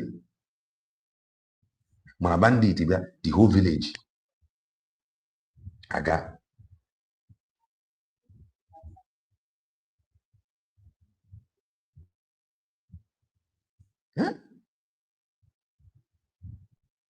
is it no time we begin to think? We continue to there is every possibility na ndị ahụ ị na-akpọ ndị ori na your own thinking. The Chukwunna na-enegwu anya bụ na ndị mmadụ na ha confirm ya ka m ji agwa gị ya gị slow down na ịkọcha mmadụ maka na ị nọrọ na mmadụ na nkọcha mmadụ ọ bụ na ị nwee evidence eso na akọcha until ị nwee reason. O nwere ọdụ n'aka bụ Maazị Ebanjọkụ. O nwere ike onye ahụ ị na-apụta asị demon ọ bụla ọ nọ ebe ahụ o nwee ntụ o si nweta igwe ya na onye ahụ ị na-apụta asị demon a na-akpa mana ndị be anyị na ọrụ adabadịrị mụ na gị does not mean na-abụrụ sabo. Ife ndị be anyị na-arụ bụ ịkụsọ asịrị and asịrị ya bụ ife eji wee destroy ya struggle IPOB ya ka ji wee I can never ha ji asịrị ife niile ha na-eme bụ opposite ya kafa na-eme. They took oath. In fact, people that is not under oath is better than them. I am telling you. Oath to defend Biafra, or to defend the interests of Biafra. That oath one they take is for to defend the what? It is time we begin to ask questions. But when you ask questions, here we remember the reality. Their government hana run they higher than Bongo. America don't have choice than to work with them tomorrow.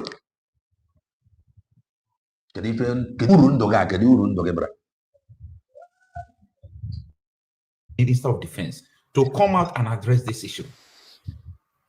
I will also send this video to him, maybe through WhatsApp or this, and I have his number. I will send it to him.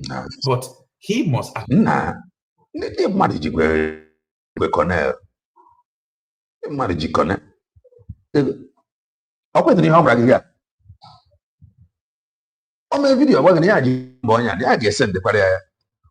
of them know, but the government in India na run obodo Bongo is superior. Okay, if you know, even Obi na agari Obi amane when go or whatever. Oh, that is why stop being afraid of me. It is you people that will enjoy this my regime. Huh? Listen. Raise this thing openly. But I don't think he will do that. I don't think he will do that. People who were there where this thing was happening, we have been promised that we will talk to them. I've been to make contacts. I have not talked to them, but I have been promised that I will talk to them. And I'm going to talk to them. You know, I like details. If you do follow me, I like details to the ground. I like witnesses. I like proofs. I like evidence. I am already following you, and I must thank one night work. Yes. And that is why I make sure that whatever I'm talking about, they are witnesses to it. So it's not just about this one posted it, we saw it, this information to you. The people who were there can testify. The helicopter landed in a public primary school. So these people are not like threats to the society again. They are like government who dictates for the society that they found themselves. Where do we go from here? Nowhere. We know, where do we go from here? Nowhere. Tell me any country of the world where this thing can happen and everybody will sleep in peace. Now, one of the greatest puzzle to those people who don't understand Nigeria very well is that there we see the Nigerian forces, Nigerian army, soldiers, all those where they are fighting terrorism, and terrorists are also killing them. So they feel that, yeah, these people are also fighting now. So how can the terrorists be helping how can the soldiers be helping the terrorists? Whereas it is the same soldiers who are fighting the terrorists. How can Tinubu's coalition import terrorists into the country, even though Tinubu is giving out orders to go and kill the terrorists every day? Answer the question.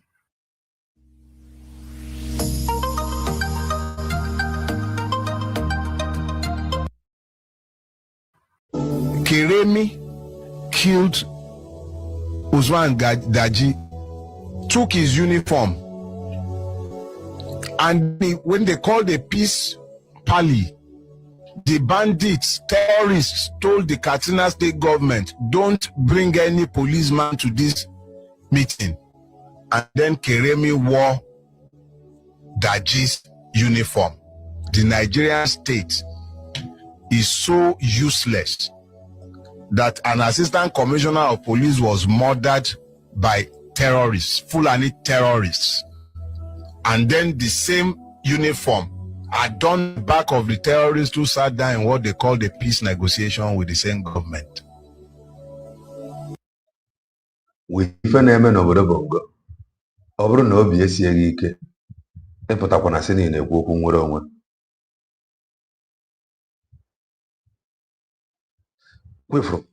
Kwefuru ọ bụrụ na ị nwere ezigbo plan, obi esiro gị ike ịpụtakwa na sị na-ekwu okwu nwere onwe. That is just the truth. Ọkwa anyị na-agwa ụnụ na keesi anyị dị iche. From look at Somalia, look at Sudan, look at what we are facing currently, DH.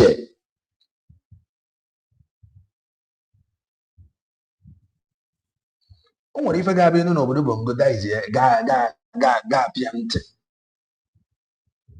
The only thing na-agụ gị bụ ka just mee na isi nwara onwe gị. Unbelievable. Bụrụ na obi esie gị ike na ịdị arị dị iwere nwere onwe. Apụtakwana. That is just the truth. The sabotage dị na ebe anyị karịrị akarị. And ndị be anyị fụsị anyị afụsị anyị onye ọbụla eme nwaanyị Israel. Jeffrey, no. Continue to listen. It is the impunity that has been extended to the Fulani that has made it impossible to deal decisively with the madness that has overtaken us. You want the Fulani to be dealt with? Any criminal should be dealt with. His tribe, his ethnicity, his religion should not matter. When we say Fulani, we must always be careful that it's not about the ethnic nationality of the criminal. It is the criminal that we need to be dealing with. That the person happens to be Fulani should not prevent his prosecution. It should not mean that because this person is from one particular ethnicity, you close your eyes to his crime. Any criminality is a must. Also, Igbo criminality. Criminality is criminality, and it must not be allowed. Mana ịnọkọtazie na-esu nwanne gị ọkwa criminality. Anyị ga-ready. Ọkwa asị na charity begins at home. Hello. Charity begins at home.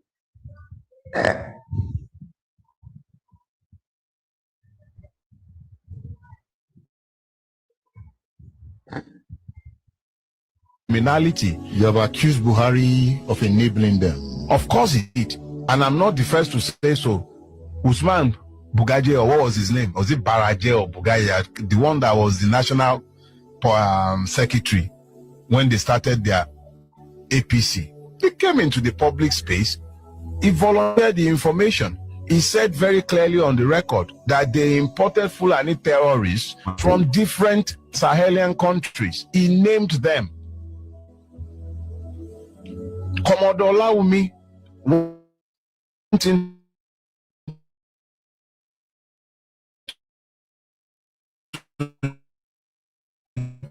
channels as far back as to Buhari, and he did not cheat. Okay, Makanande have higher government. Because of this higher government, now their citizens were clutch. Because of that, the video that I played yesterday,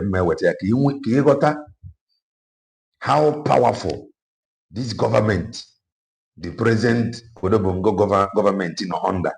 I'll bring the video. Thus, for how powerful that government today. Or you can use what that video. Listen. Malami had names running into over 100 given to him by the Emirates, the UAE, of sponsors of terrorism in Nigeria. He did nothing about it. It was only late last year, that some militia men were seized in Kwara State who said that they got their arms from the National Security Advisor. They were carrying automatic weapons. They were Fulanis. Not Sorry? to be terrorists. The arms were to be used for vigilante purposes. By who? How can Fulani come into Kwara State as vigilantes? What about the people there? First interview? Yeah, but when I had the actual on the state police vigilante, isi begging or not. Gabakwara State again on vigilante. Yeah? Where is that video? Okay. I think it's this one. Now, if in the way you can with a video now, can you got a house strong? Can you got a house strong? This government is not ahead of Obodo Bongo. How strong we had it? Ndị anyị furu ji ụgbọelu anyị eburu their citizen ebuje fụ na ọgwụ for treatment. How strong we had it. Watch this video.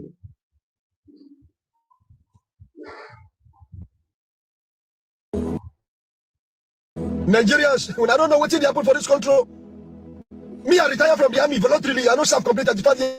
I know why I live. Because I don't go seek this country as I don't continue again. Because I'm not serving Nigerian army. Today is Thursday, the second day of July 2026. Good evening, everyone.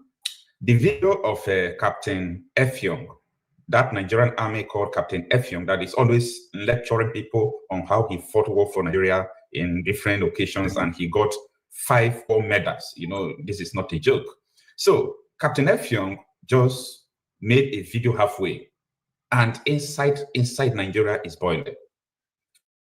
And people are trying to know, because he made the video in a halfway. So people are trying to know the meaning of the video you're about to watch.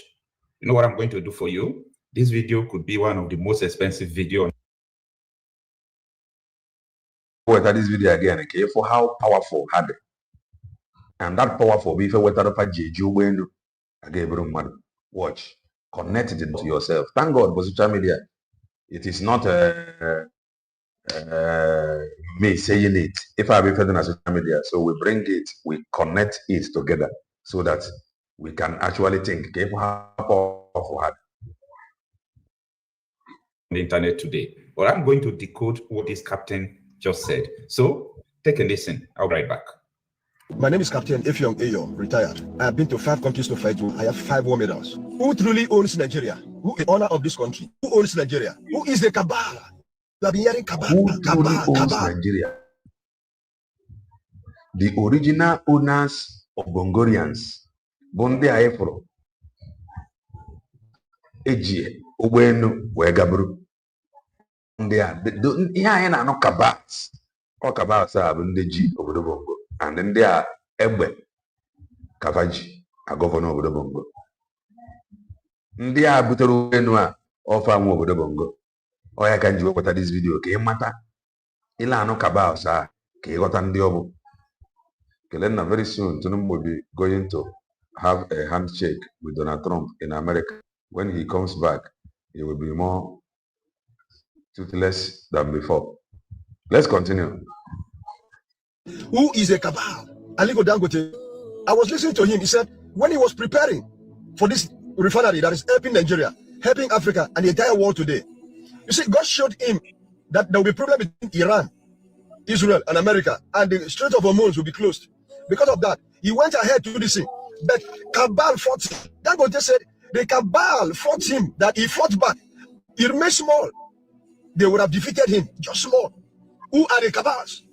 Who owns the cabal? Who control the cabal? Now let's go on. Someone gave an order in Niger State before the kidnapping of those children. Someone gave an order according to the governor of Niger State. Soldiers were there. Then there was an order that the soldiers. According to the governor, the chief security officer of the state, according to him, that someone mightier, higher than him,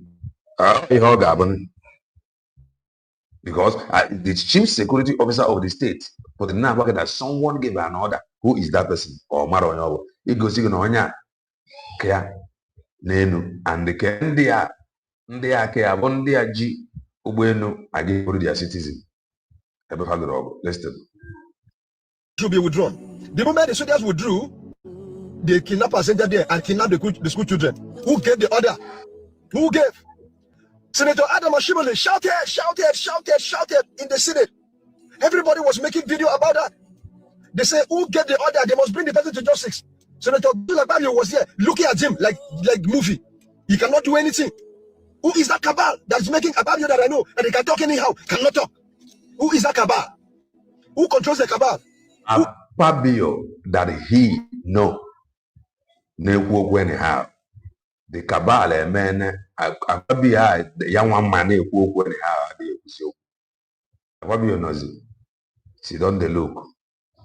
That is why many of them found on at the Oro because of Ifo Joe fan with the forces that are dealing with them. Fasi ha never read to before money for the found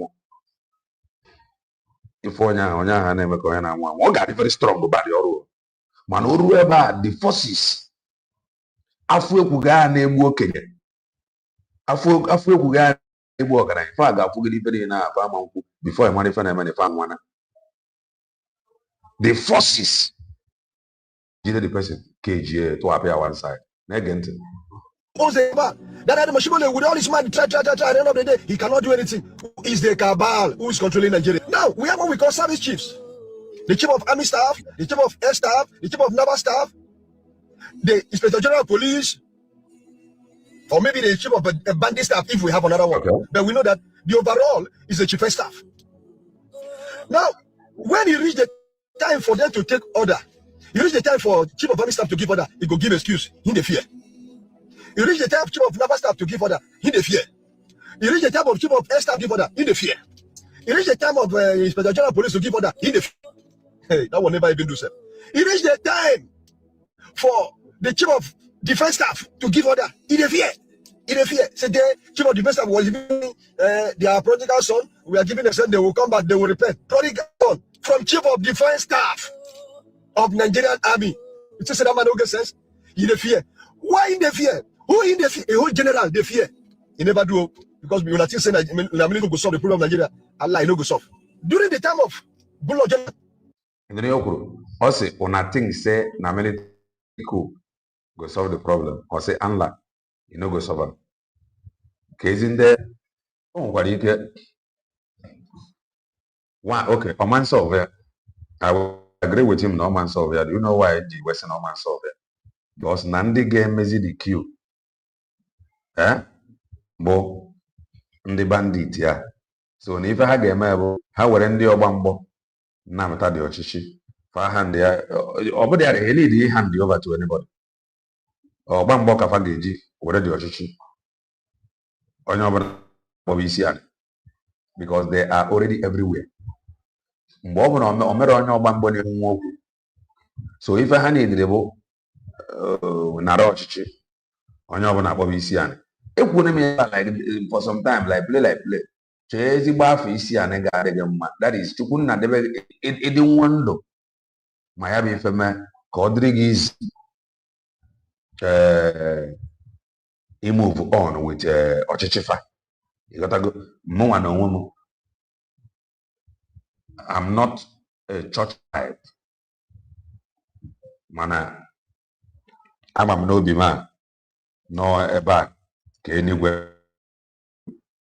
ebe a ka chukwu nọ kpee ekpere n'obi m chukwu na-azụ ya anyị niile m ịga chọọchị ịga ikpe ekpere so ka ọ dịrị gị izi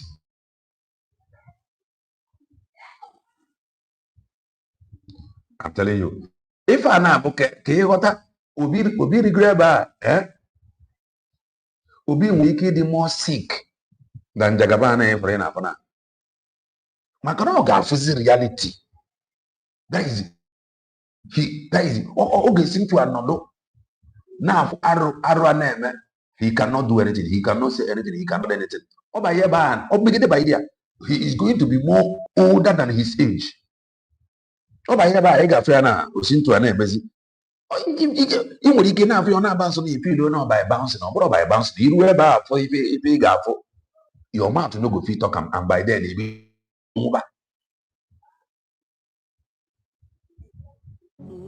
Goodluck Jonathan, unlike other African presidents, typically a Nigerian president, who has all the power, who had all the power, when they were counting the election, Jonathan received call, threats of life, that he has to give up the election. One problem. Afobana. But I'm ready to go with it. Afobana.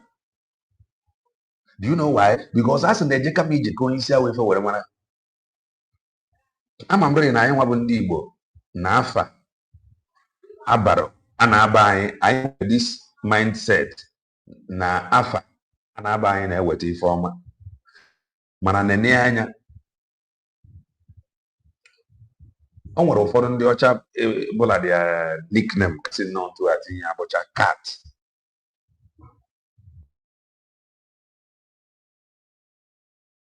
So certain things. O nwere some ndị ọcha ga-abịa ịgbadi ya esef. If o mean you nwere ike chi ọchị. But look at them. They are doing well. They are doing well. Okay, mana side anyị, let's say na afa mmadụ ga-ewetara ọnya personal good luck. Can see to atinya na afa mmadụ ga-eweta nwere ọnya personal good luck. Afọ onye na-edu ya. Personal good luck.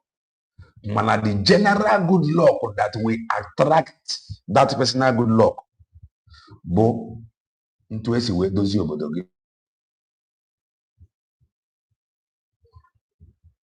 Obodo gị dị mma.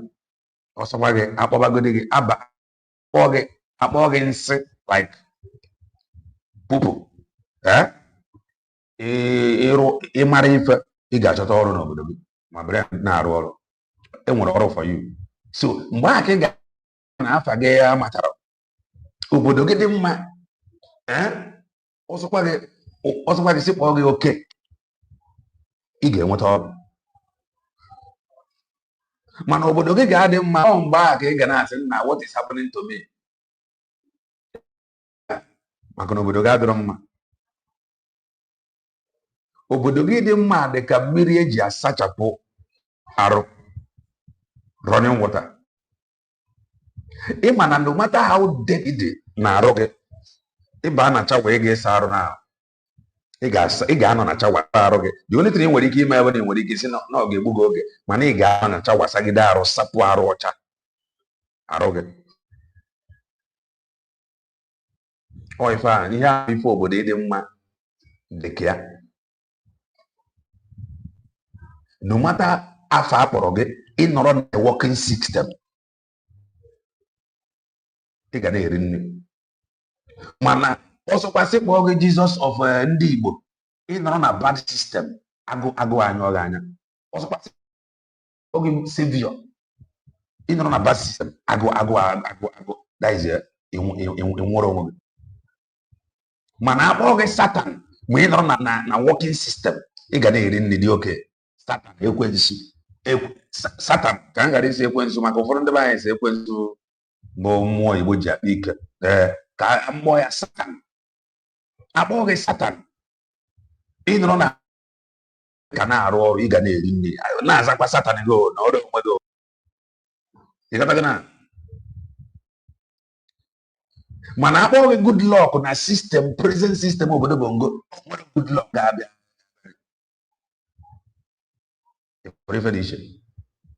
so the earlier Obi ghọtara ụdị ife a better for him because o megidere anaba ọchịchị a wee encounter ife a efuru Jagaban Obi nwere ike ọ na-eje ntu a he cannot talk why o ji wee bụrụ na you will hardly see a Mongolian president ga-apụta address fellow countrymen and women, giving them assurance, telling them what they are doing, what they have achieved.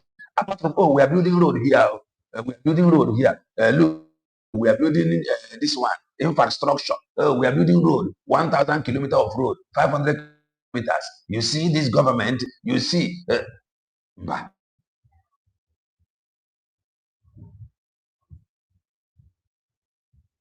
Daniel, listen, they haven't the job. Sure. If not, they would have killed him. President, the fear said they go kill him. Who won't kill president? Means you get person, we are past president in Nigeria. So that means that means now one person carry president and they under Bonda Noro. Iji go sig in a hand on Oro, or whether they are citizen. No, Meruaro. About when no one ever can play this video. They are carry president on Oro. So Oron Kage or Sabo recharge card. Sabo is me or call. On day in our Oron Kepa with Uben in order. Person will become Nigerian president is like SUG president, Union Government president. You know, as a SUG president, I mean the people we have in Nigeria as president, they are SUG president. They don't have the power. I'm not here to mock them.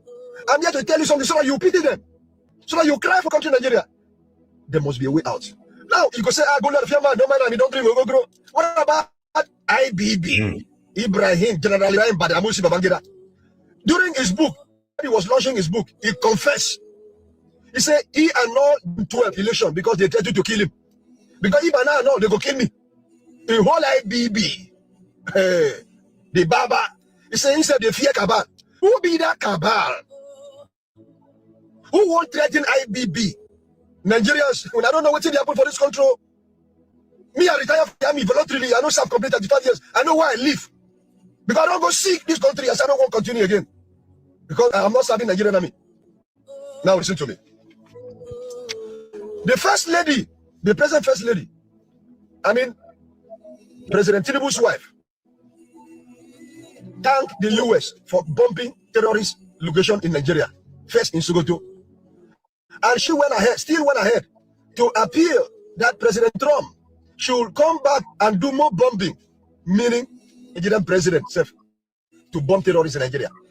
He doesn't have the power. President Tinubu is not they take care of their citizens very well. Are they possible? Of course you know. President Tinubu is in a place where we say he just thinks saying go work, but when he reach here, because he say, I saw this place be, he no fit bomb. Who burn him? President Tinubu no fit give order. He no fit. Don't mind. All this what they do. That's when they go fresh. Benin Republic. Go Canada. You see now instruction they gave him. They gave him instruction. He cannot do it. He cannot do it. Okay, if he can do it in Benin Republic, why not he do it here? Why not he do it in Nigeria? If he go in Benin Republic, look my eye. Use your brain logically. Don't be emotional about this. If President Tinubu can go to Benin Republic and bombard other country, why not he bomb in Nigeria? This is don't talk. Let me leave it for phase 2. Thank you.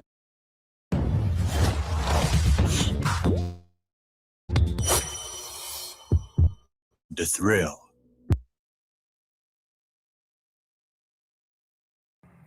All right. maybe in another video, Captain will finish what he started. I know he stopped halfway because this is very difficult to unleash, especially to unleash to people who don't understand Nigeria. It's very difficult to explain to someone who knows nothing about Nigeria and who is fighting tooth and nail to make Nigeria a better place. It's very difficult to explain to politicians who don't know the problem of Nigeria what this man is talking about. Now, do you people know that, at least if you have been following me, I've been making some videos about what this man is talking about, especially that question I was asking, who made the call about the school where the intel leaked that the terrorists are coming to kidnap the school children because they hate Western education. So they were coming to kidnap them. We just show that we don't need Western education. We need only Islamic education. They called the soldiers, leave. Terrorists are coming to the school children. And the soldiers left.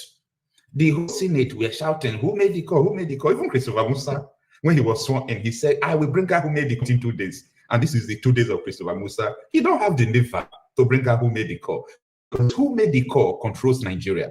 Who made the call are in the cabal that controls Nigeria. So this man, Captain Effiong, have been asking one question: who is the cabal? So let us start from there. All right. I want to let you know that Nigeria is being ruled by Islamic forces. Yes. Nigeria is not ruled by the presidency.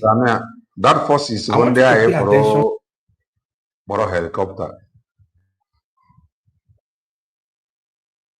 To some things that this man have explained to you, right from Ibrahim Badamasi Babangida, when Babangida was talking about if I do this thing, they will kill me. Tinubu said, if I fight insecurity, they will kill me. So who is this person controlling this? Who are they afraid of? Tinubu, Babangida, all these people, who are they actually afraid of? One man that they can't dare. That is the leader of the Islamic Caliphate in Nigeria. Nobody will tell you. People are afraid to say something like this, you know? You see, this word posterity is going to judge us. The earlier you understand the Nigeria you have, the better for you. Now, I want to tell you this. Presidency is like a local government when it comes to the leadership of Nigeria. People want to understand what I'm saying. Presidency, office of the president, is like a local government chairman in Nigeria, where these cabals are. Let me give you another example. Maybe in the university, colleges of education, or polytechnic, or let me use polytechnic as an example. You have the maximum power within the school environment, that is the rector. But there are some decisions rector cannot take without the permission of the governing council of the polytechnic university. The governing council is chaired by the governor, maybe through the delegation of the Commission of Education in that state. So that governing council can remove rector, can put rector. The governing council oversees directly, or let me say indirectly, the polytechnics. They do everything about the polytechnic. The governing council can influence the appointment of dean, everything. The governing council owns the school. But you have a figurehead there, rector. A rector is just a figurehead. The governing council determine whether the rector will write car or not. A rector is just there. A rector is the head of the polytechnic. That is how presidency is in Nigeria. Captain Effiong asked a question. Tinubu was so quick to deploy troops to the Benin Republic, but he can't order the bombing of terrorists in Nigeria. But his wife was going to America to beg Trump to come and bomb terrorists again. Are you reasoning? Now, what I'm trying to tell you that we have currently the Islamic Republic of Nigeria, and I'm going to shock you. I'm going to shock you. Take this from me. Take this from me. There is no any other religion. See, I'm going to be blunt about this. I don't care what you think about it. But as far as what I'm saying is the truth, unfiltered truth that no one will tell you, I will dish it out. These people have made up their mind, only Muslims will rule Nigeria. 2027, you will still have Muslim tickets, no problem. 2031, if Nigeria still exists and things continue like this, you will still have another Muslim ticket. Yeah, you will have Rebadu and another person from the south who is a Muslim. You will see what I'm telling you. These people have made up their mind that no Christian, no African traditional religious worshipper will ever rule Nigeria. Now, some people who have access to these informations, someone like Iko Abubakar, People don't know why Atiku Abubakar 2023 and this day could not even give a room for someone like P2B. He knows why he's doing what he's doing. He's acting based on the informations in his disposal. Atiku is acting based on information in his disposal. But the unfortunate thing about this is that majority of Nigerians are supposed to have the power. The power is supposed to belong to the people. But in 23, in the halfway run, you know what happened? A call was made, the server was switched off, and they called it a technical glitch. Heaven did not fall. So, how will this country be saved? People who saw this thing from far away, they asked for confederation so that other ethnic groups could be saved. People fail to understand them. Now, this evolution might take up to 200 years, but they will complete it because majority of the influencers, the work of influencers is to know the truth, and speak the truth to the public. We are not doing that. Up to today, a place you call a nation, a powerful government officials call soldiers to lead that terrorists are coming to kidnap school children. Nobody dare to bring out the person. Oh, no, this country is good. We have a good leader to do it because you the mumu, like you are dumb. You don't know this country. That's why you think having a good leader, what can a local government to change Nigeria? Don't you know the power of local government? President is a local government. Let me just tell you what you don't know now. Presidency is like a local government. They don't control Nigeria. Is it not an office that does not exist? Right from the time of Buhari, this thing started in the regime of Buhari, an office that does not exist. The office was having CBN for 24 accounts. 2026 budget, they gave him billions. They are running the office, but that office does not exist. It's a fake office. See, you people don't know the kind of. Please, when you join, do well and touch the like button. If you enjoy what this video again, okay. If move. Of country you are. This is not to talk down about Nigeria, but this is revealing the truth to people. Whether you like it or not, reality will teach us lessons. Yes. If you like it or not, no problem. They go keep you alive. Man. We must accept the truth. We must accept the fact. We must understand what is going on. This is not it. No, this is not it. This is not it. No country survive like this. Now, I was making video. That was the day before yesterday. Someone requested that particular video, and I did it. I was talking about what you call evil in Nigeria is what other people call good. What you call good is what other people call bad. So there is a clash of ideology. There is a clash of identity in Nigeria. Oh, you hate child marriage. 12 years old daughter, 6 years old daughter, 7 years old daughter. They are giving them out in marriage. Okay. For you, it is evil, but people see it as good thing. And you are in the same country, and you can't counter it. Your constitution hates it, but there is another constitution again that backs it up. Like, what is wrong with us? What is wrong with us? Do you think to change a nation is hard? Because this is not a nation. I want you to be mindful of my words, my choice of words. To change a nation is easy, but we don't have a nation. A nation has to do with, let me say, one ideology, one race, one value system, one culture. Like, they do things in common. That does not mean there will not be minor, heterogeneous, different kind of things. But you have, if you mention that country, there's something they believe in. Nigeria is not it. Nigeria is not it. People were protesting because of blasphemy. They said somebody made a statement looking for the person to just slaughter the person in this country. Someone made a statement. They are looking for the person to kill the person, not the court, but people. They assume the jurisdiction because it was given to them by Sharia. Okay. And they're looking for the person. If they kill the person, the Nigeria system don't have the power to intervene. Sharia has overthrown Nigeria. Sharia has overthrown Nigeria. Wow. Nigeria is being ruled by Sharia. Nigeria is being ruled by Islamic rule. And this is the hard truth that people fail to understand. This is the hard truth nobody wants to accept. But I'm going to tell you, this is what it is.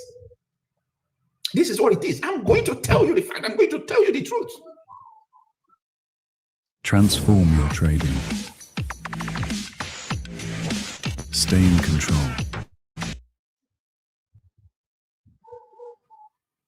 If you speak the truth, you will die. If you did not speak the truth, you will die. They killed Deborah because of Sharia. Nigeria constitution will not save her.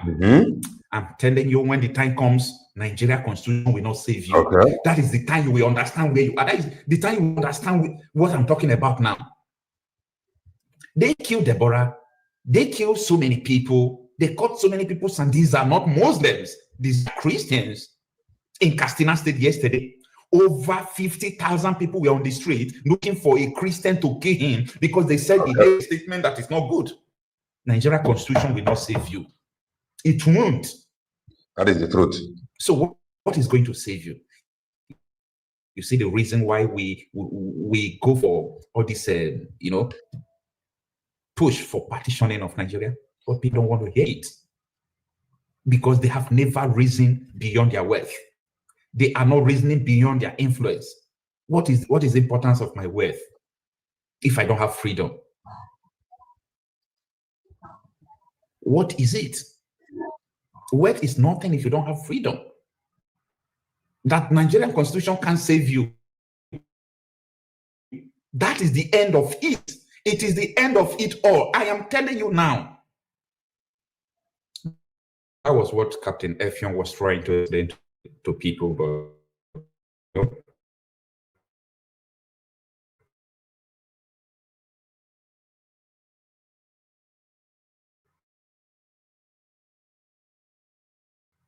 we may not understand. Why they love me is they said, Okocha, we listen to you. We know what you are talking about.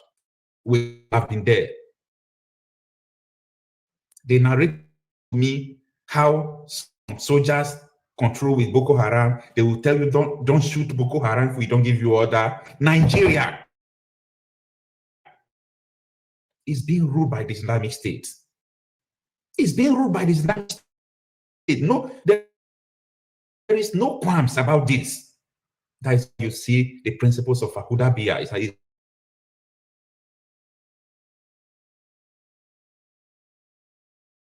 things. They would do peace, they would do time.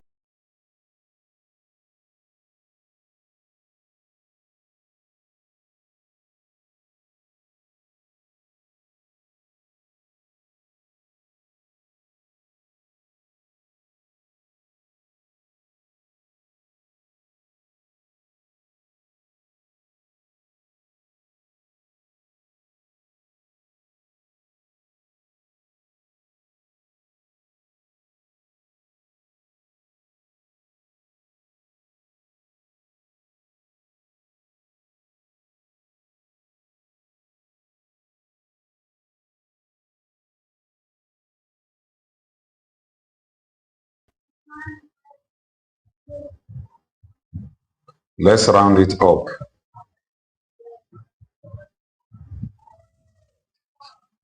They infiltrated all of them, including churches. They infiltrated churches. Oh, you people don't understand what is coming. It might take 200 years, but I'm not ignorant not to be among people that posterity is going to judge well. You know what? Tomorrow is going to speak, and it's going to speak about what we are doing today. Exactly. Nigeria is today like this because of what we did yesterday, not what we are doing today.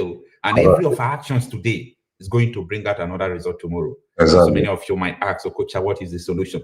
The solution is this: Nigeria must be divided into so many countries. Okay. If not, come out and tell me how this is going to stop. No, anybody should come up, tell me how this thing is going to stop. Maybe you will say, no, when we have a good leader. I laugh because this is where your mentality stop. Good leader. Well, now it is now time.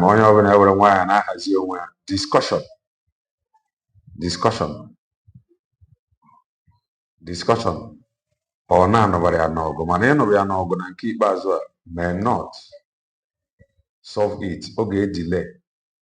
Mana discussion, continue discussing, continue reaching out. In whatever videos like this, you share it so that people ka anyị bụ nwee ike dị na-aghọta na ọ bụrụ nneke ndị be anyị na-ekwu okwu na the best solution bụ nnwere onwe, ka ha nụkwa na o nwere independent broadcasters media mma na the only way iji wee nweta permanent solution bụ nnwere onwe. So nwee ndị ọ dị n'aka ka ndị a kwechiri and do the needful. Let us watch this video from this our brother. Or go push more or maybe not may explain more. Let's listen to him. That video by Nigerians. So I said I'm giving the full details of what happened yesterday for Kaboji, Niger State. We make army, Nigerian army, waste taxpayers' money, use helicopter, come and lift bandits, we get injury. Nigerians, you know the story. Even they hide them, the English Alhaji will bring. Are they very active? The federal government of bandit media no go tell on these things. But like I always tell you guys, I got your back. As they hide them, Alhaji go bring. I go give you the full details. I go bring them out. So yesterday, the 2nd of July 2026. Yesterday and also Thursday. For inside Kaboji. Kaboji, they under Meshegu local government area of Niger State.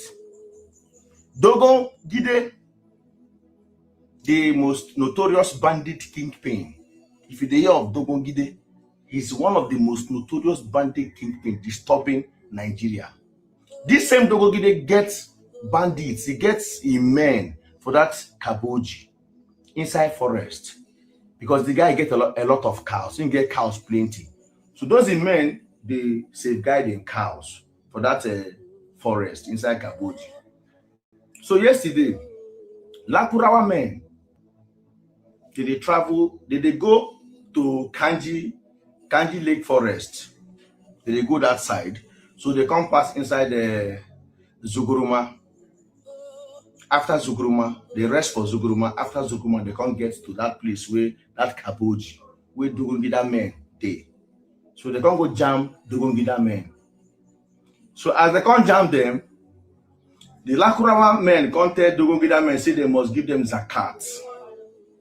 Because they don't see a lot of cows where these Dugungida men they control. A lot. But by the cow plenty. So they can't tell the Dogongida men, say, they must give them zakat. Zakah. Zakah in English.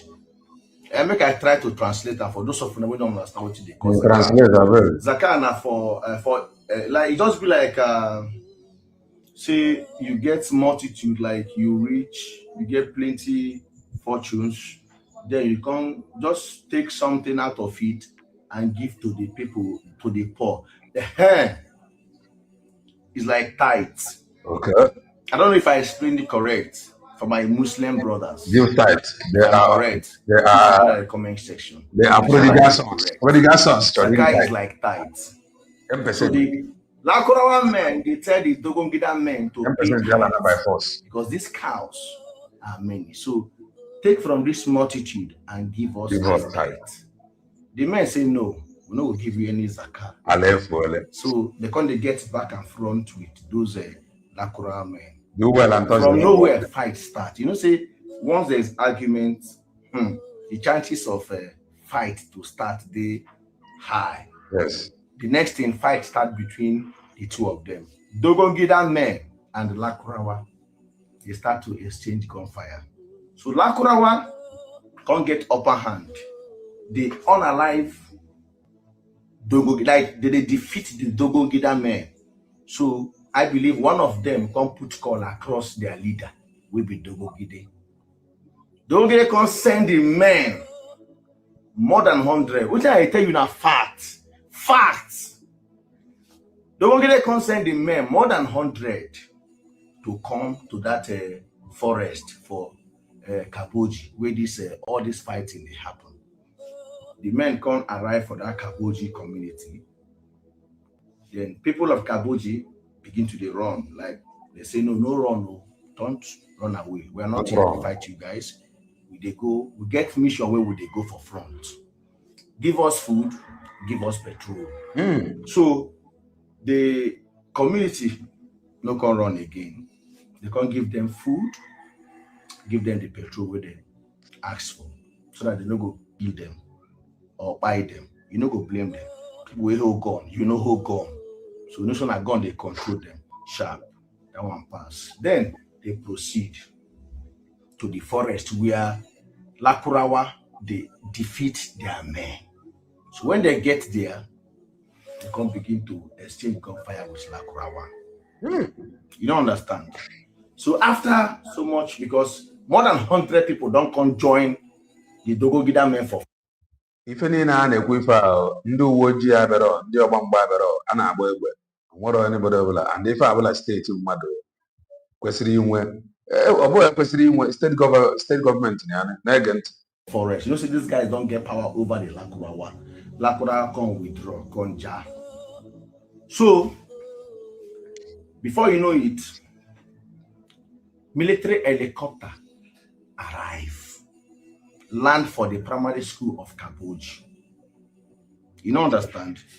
They can send ambulance to the forest to go pick the bodies of like injured bandits, but na Dogogida men and collect where pass. So that be the video where they see here. So some of the videos I will post on my Telegram. My admin will post it on my Telegram. So if you don't have the link, if you're watching from Facebook, you go under the comment section. If you're watching from Instagram, you go to the bio. My admin will post every other videos on the Telegram. You understand? So as they can't send ambulance go inside forest to go pack those people, the ones who injured, come outside. They bring them complaint. Dogogida himself can't drive come. He no come through the helicopter. He no follow the helicopter come. He came with his car. He drive come that ground where then they bring the men outside from the bush. You don't understand them? They come pack the men plenty. Then they carry the men. They put inside helicopter. Dogogida men, most of them, just carry them, they put inside the helicopter. This helicopter where you see so. Now they pack the Dogogida men they put. Where the thing shocked me past. Dogogida himself can enter the helicopter, follow them go. I get voice note to back him up. I go play the voice note for this video. Dogogida came with his own car, enter the helicopter. The people there, like even the soldiers salute them according to the voice note. Okay. Sai aka tura wani mota cikin daji je dauko barayin da aka halba aka jima ba su mutu ba. Can dajewa ya zo kenan shi jirgi ya tsaye lande a cikin garin mu. Aka loda musu wa'annan barayi da aka halba yaran shekara 15. Aka loda ma jirgin da dogo gidan ya jirgin ya wuce amma wajen dogo gidan shi ba jirgin ya mota ya kaushe ka boshi. Sai da sala mai kiwa kamar bisawa. Sojin ganin mu da kaki da kawai ka tabbatar cewa goji ya raganta. Kunkurun motar nan guda biyu zo wallahi da sojoji suka yi ni kaboji. Wanda aka kawo tun jiya guda 3 albabu aka tabbatar da statement kenan har zuwa yau. Jirgin ya je daji da kashe ɗauko sauran da aka ji jimma ya zo har da wani ya wuce su kenan. Yo!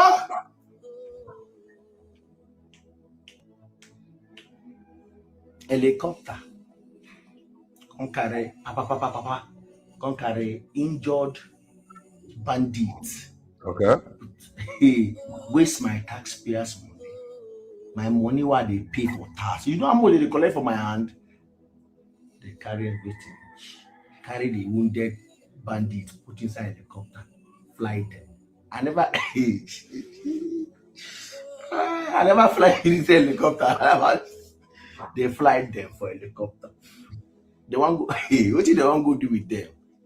They will go treat them finish. After they treat them, they go reintegrate them, enter Nigeria. Hey! Even the Dogogida himself, according to the voice to the enter the helicopter, they wave like the president of Nigeria.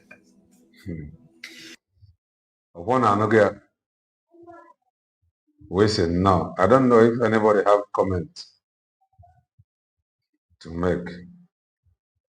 I'm going to put link. If you have comments, come in and make your comment. Oh, let me play this 20-minute video. Let me play this 20-minute video before I open the studio. Video I played half yesterday from this our brother Don. Because I will come back again. Maybe less than an hour. Let's watch this. Hello, you are welcome to this class. For this class, we're going to look at the ordeal of Mr. Honora, a Nigerian investor in Lagos. Why would they bring this topic? And to see the wahala we are mentioned yesterday for this country. Say the problem of Nigeria, majorly, na tribal issue. To examine what they go on with Honora. Then we enter the comment section. After the comment section, we go back to event that has been trending in Nigeria. We look at the conversation where he did that one. We now understand what they are talking in this country. For it to move forward, I don't know. What we say? The predicament of Honora Eze Okafor. Two styles of discourse. Listen. My name is Honora Eze Okafor. I'm from Anambra State in Nigeria. Some videos were put up on social media by me, and I want to make clarification because a lot of people were asking. He made the video himself. What actually happened. So I just want to take this is the clarification. What actually happened. You know, this is regarding the Mandela's property where some of the videos showed where people were rooting properties that belong to the building that I own through my company, Area FM Radio Limited. Mandela's building was formerly belonging to Mandela's Group Limited.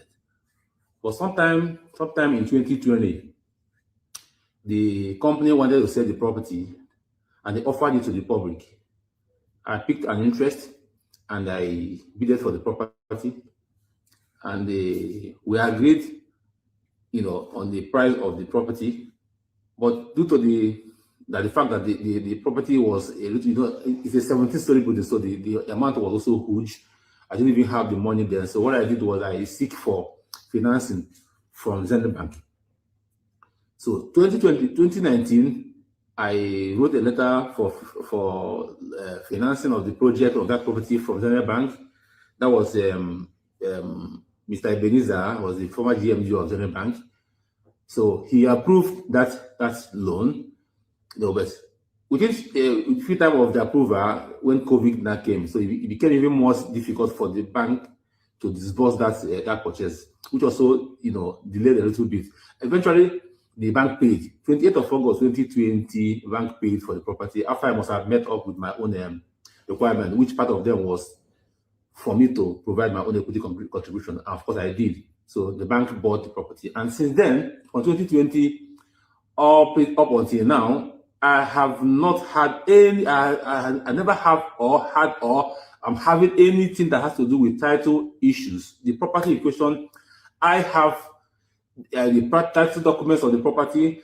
The moment the bank paid for the property, the Mandela's Group Limited transferred the title of that property to us in the name of Area FM Limited. It's a subsidiary of Adorabest International Limited. So since then, we've been enjoying peaceful occupation in the property without any interruption until sometime in 2024, to be precise, 21st of January, when a fire incident happened. In fact, fire engulfed the property. So after then, the Lagos State government, through one of the agency, the Safety Commission, sealed the property, and everybody was meant to vacate the property. Of course, after the fire incident, the Lagos State Building Control Agency came, started demolition. The fire in question affected only the first floor, third floor, and maybe a few of the fourth floor, thereabout, you know. And thank God to the Lagos State government firefighting agency that also helped out in putting out the fire, you know. And also kudos to also the governor of the state who also, you know, made sure that everything was put into calm. However, the Lagos State Building Control came and started demolish part of the property and all that, after which the property was open to some kind of, you know, difficulty in putting it back to use again. Of course, I have to sort for, you know, from Lagos State government to also put it back in use, because don't forget that as at that time, it was still on loan. So I have to be also make it possible for the building to keep on servicing the loan. All right. So I went to Lagos State Safety Commission.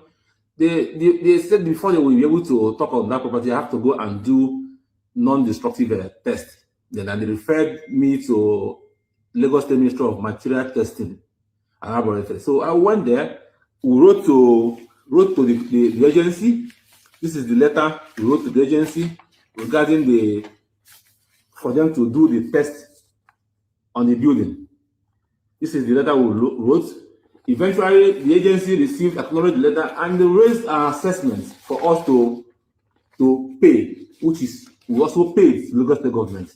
After which they carried out the integrity test on the property. After a few time, the test result was out. This is the integrity test report that came back from Lagos State Ministry of Material Testing and Laboratory, and these are the reports. Eventually, the final report of what it shows that the building is stable and the building does not have any issue. Look at it, so that we should go ahead and renovate. At that point, we went to Physical Planning Authority for us to apply for renovation permits for us to be able to to start development and also remodeling of the property. And they listed everything that we needed to do for us to go back to renovation. Part of them was for us to go and do our architectural drawing, which we also did. The structural drawing we did. We also structural drawing, MIE, all the whole drawing, we completed it, and other requirements which we met. At the end of the day, the Lagos State government now, including the non-integrity test, which was even part of the major request from every agency that we went to, requested for this integrity test, which was part of the documents we submitted and the title document and all that. So eventually they issued us a certificate. This is the approval permit. They issued us a renovation permit dated 18th of August 2025. This is barely about a few months behind. So we tried to also go back to renovation of the property. Of course, it's also a setback to our business. So what we did was also request for another additional fund from the bank for us to renovate the property. We requested for funds from the bank to renovate the property. So, which in principle, the bank has also actually approved the loan for us to renovate. However, on us now, to our greatest surprise, on Friday, we have security personnel on site. On Friday, I was at a TLS where I went to submit my renewal of my Italian visa because I'm supposed to be traveling for some business engagement. Some of my staff called me that there are members of the Lagos State agency, Lagos State Building Control, the task force of Lagos State, and the policemen. They were in the building trying to enter into the property, and they are insisting that they must open up the place. I just told them that, what are you people calling me for? If they want you people to open, there's nothing we are hiding. We're not doing anything on the building up now. Open for them, let them go. Let them go and check. Let them go and inspect. If possible, they want to do inspection. And they brought the key, they opened for them. They went from ground floor to 17th floor. They went there and inspected everywhere and came back. But today, another surprising thing was that they now asked my boy not to come back to the building anymore. That they are going to take over the property. My boy, my Instagram handle is at Andorra Best. I all the whole of the all what happened, the video of people why they were telling my boy that they will break the gift if he fails to open it. It's there. If you go there, you will see them there. I posted some of the video. If you go to my handle, you will see that. You see them. So eventually the boy was even telling me in the video that I'm only working, that my boss asked me to open and lock, and I'm working now, and left. They went up into the building, used hammer, broke all the whole doors. The second floor, the fire did not affect the second floor during that time, and that was where we had all the equipment we imported for the renovation, both our lift, we bought brand new lifts. The building had 3 lifts before the fire, and we bought 3 brand new lifts, the air conditioning system, the panel, a lot of things, everything in the place. This architectural plan here, we have about 72 rooms hotel that is planned to be on top of the building. Every equipment, both sail, both fridge, both ACs, everything that we bought back on that second floor as our where we have our storage was broken and taken away by the men of I don't know who they are anyway, because I was meant to believe that they were people from Lagos State Lagos State Building Control Agency. The vehicle they came to that day had the name written on their vehicle, Lagos State Building Control Agency, and the other vehicle was a task force and the police. So because there was no information, they came in on Friday night evening where we could not be able to reach out to people or ask questions, and send all our security people away, send everybody away, take over the property, You heard what the man said, Abi? He thought say when he saw the property there for market, he go bid for him. They can't give him, he can't buy him. Say no even get the money, and Zenith Bank give him the money. He talked about documentation. Entire universe, entire world. Document, very, very important. The day when they born you, document. The day when you go die, document. You go buy land, document. A country that does not respect document, no get hope. A country that looks at document, according to look at the person that is involved, no get hope. You heard what the man said. We need to see here from the Lagos State government whether all those who go there, whether not illegal evasion or not really official duty they went for. Now we will examine what you had the talk before we enter the comment section. What you have discovered when there is news, especially if there is dispute in Nigeria and it can't enter news, when that issue bursts out, it's like people first you which tribes are involved. It's like that is what it is. Now same tribe, if na same tribe, they go concentrate on the meat of the matter, the meat of the issue. You get the point now. But if na different tribe they involved, before I come here, let me give you an instance. Gbajabiamila versus Adeniyi. When their matter busted out into the news, everybody concentrated on the meat of the matter because they are of the same tribe. I'm telling you something. This country, thank God say, I don't be Igbo, I don't be Yoruba. They concentrated on the meat of the matter. They wait for solution now.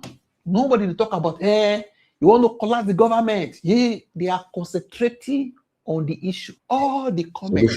Go and check the Yoruba comments. They are concentrating on the matter. Go and check the Igbo comments. They are concentrating on the matter. Go and check the Hausa comments. They are concentrating on the matter, not like tribe. Now, this case, go look at comments. If the tribe, they're different, they go forget about the issue. Nobody go ask who approved it.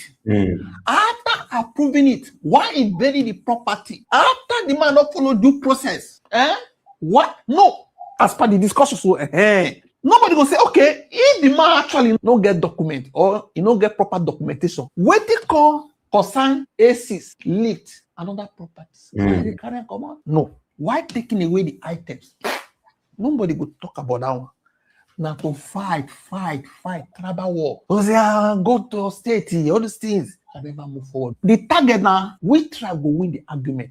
In short, you go able to say sometimes, just to make sure say now what tribe win, official response will come on high from the fact. No go blame who give up approval. After they don't give up approval, don't pay. One on one come collect them or evade the property. No. Not to even go further, blackmail the victim so that one tribe will win over the other tribe. I don't notice that several times.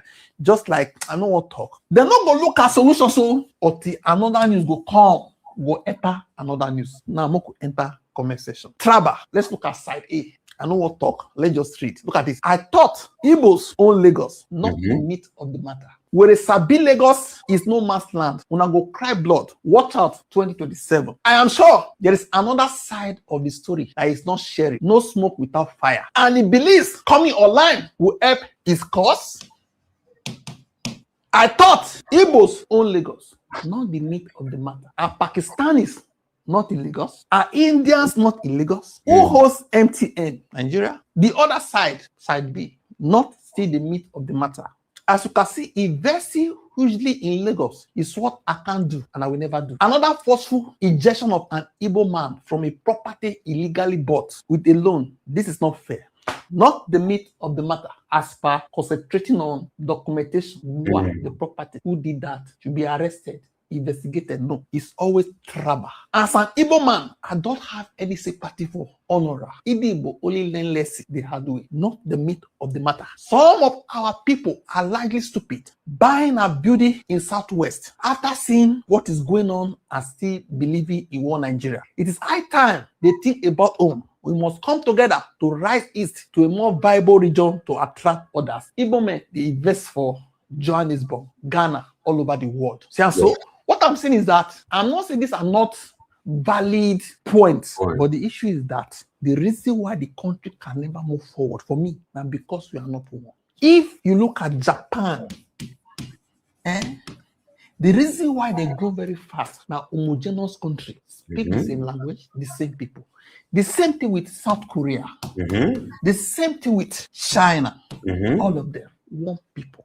Singapore and Malaysia, before they were together, they had to separate. Mostly Chinese, now mostly Malay. This country can never move forward the way I'm looking at it. Because even when Buhari did there, now North versus South, Muslims versus Christian interpretation, we are too divided. Now, when Tinubu Day, if another tribe talk about the ill of the government, they go look at the tribe, look at the religion. It's like Peter Obi saying, take it back. They say, why he talk about church? Because he's a Christian. He said, take it back.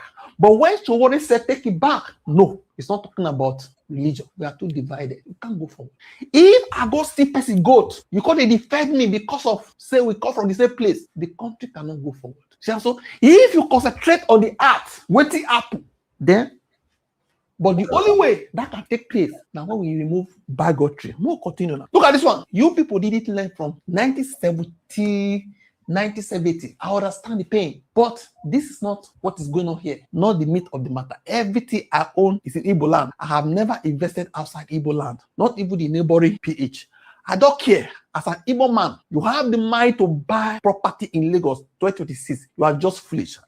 Why don't you rent? Maybe that's what he wanted to write. How Igbo man go own Madilas for Lagos? The man said, get mind. This one, don't go. That is an iconic building in Lagos since the 90s. Now, landmark, Tinubu will never let you own it. Highest, they will compensate you. You deserve it. If level, still go invest for Lagos. Tinubu easy. Good for you, idiot. All these ones now, they are blaming the man. His people, definitely. The blamer, not the meat of the matter. Now only few people concentrated on the matter way forward. And the government wants investors. Reasons why Nigerians are doing fine outside Nigeria. Nigeria is a risk. What is going on in this country? So few people are just concentrating on the matter. Take them to F court. Go and seek redress in court. This one said, this man has mind. Bank loan with such high interest rate. Now you are concentrating on the losses where the man will lose. So at least the meat of the matter. So as I said on Gbaja versus Adeniyi's matter. If Prince Adeniyi, no, I said it yesterday. This was yesterday's tweet, where Chief Emeka, people will not be talking about corruption right now. Instead, the whole conversation will change completely. People will start fighting and saying that another tribe wants to destroy this government. I read the rest. I tweeted it. I don't want to waste your time. Even though I say I read what we don't first do before. So for me, the core wahala Nigeria get them a tribe versus religion.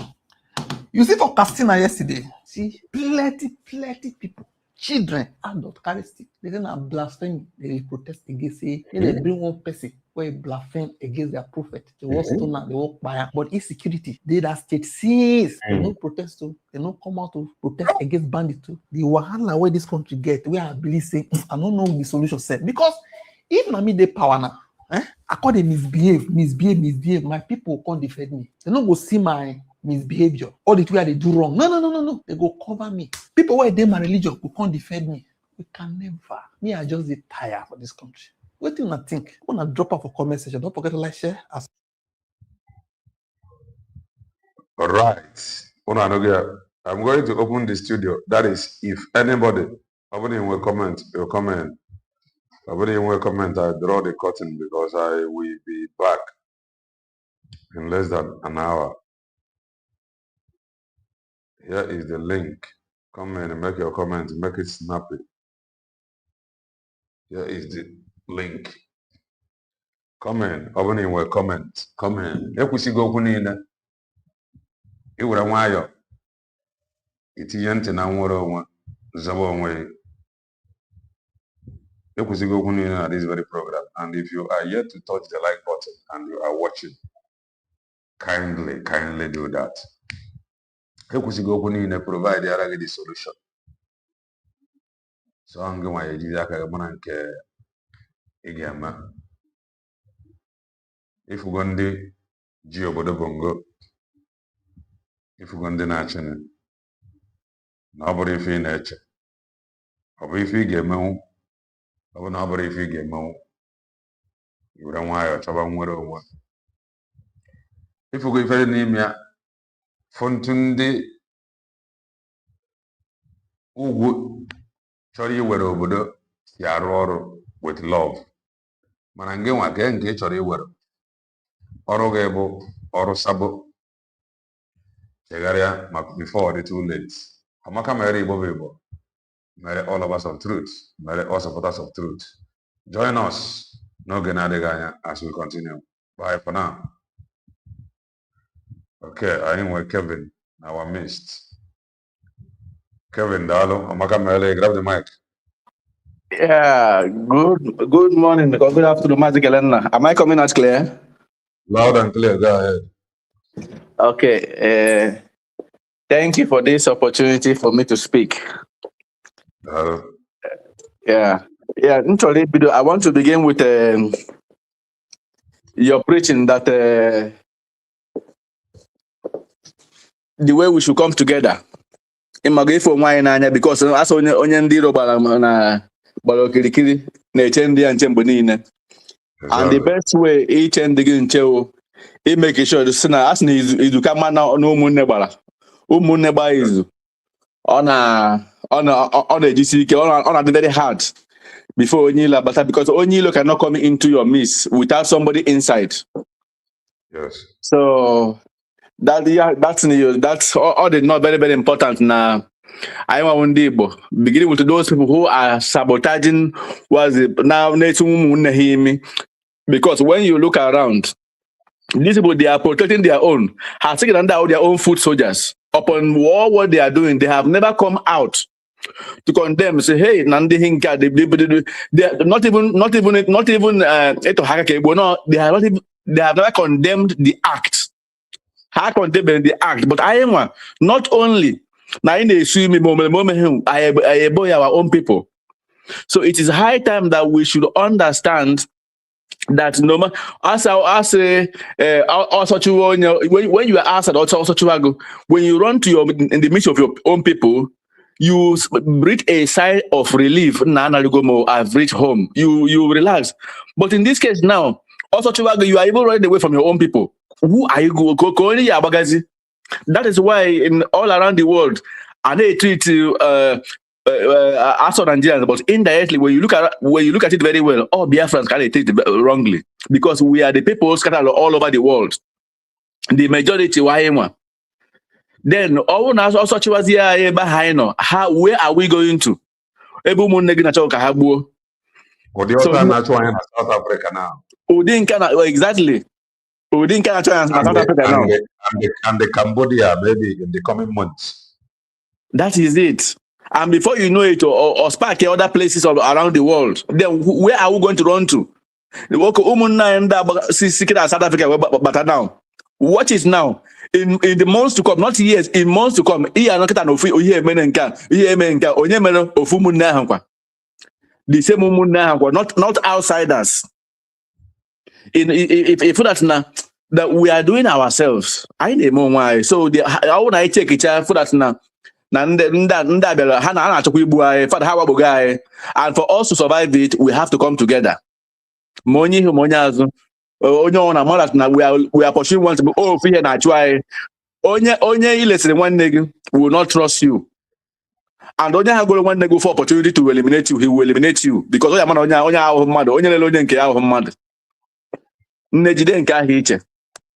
then another part in on one night was leaking. Emma is not it was leaking on a hatch of freedom. Yes, on a hatch of freedom.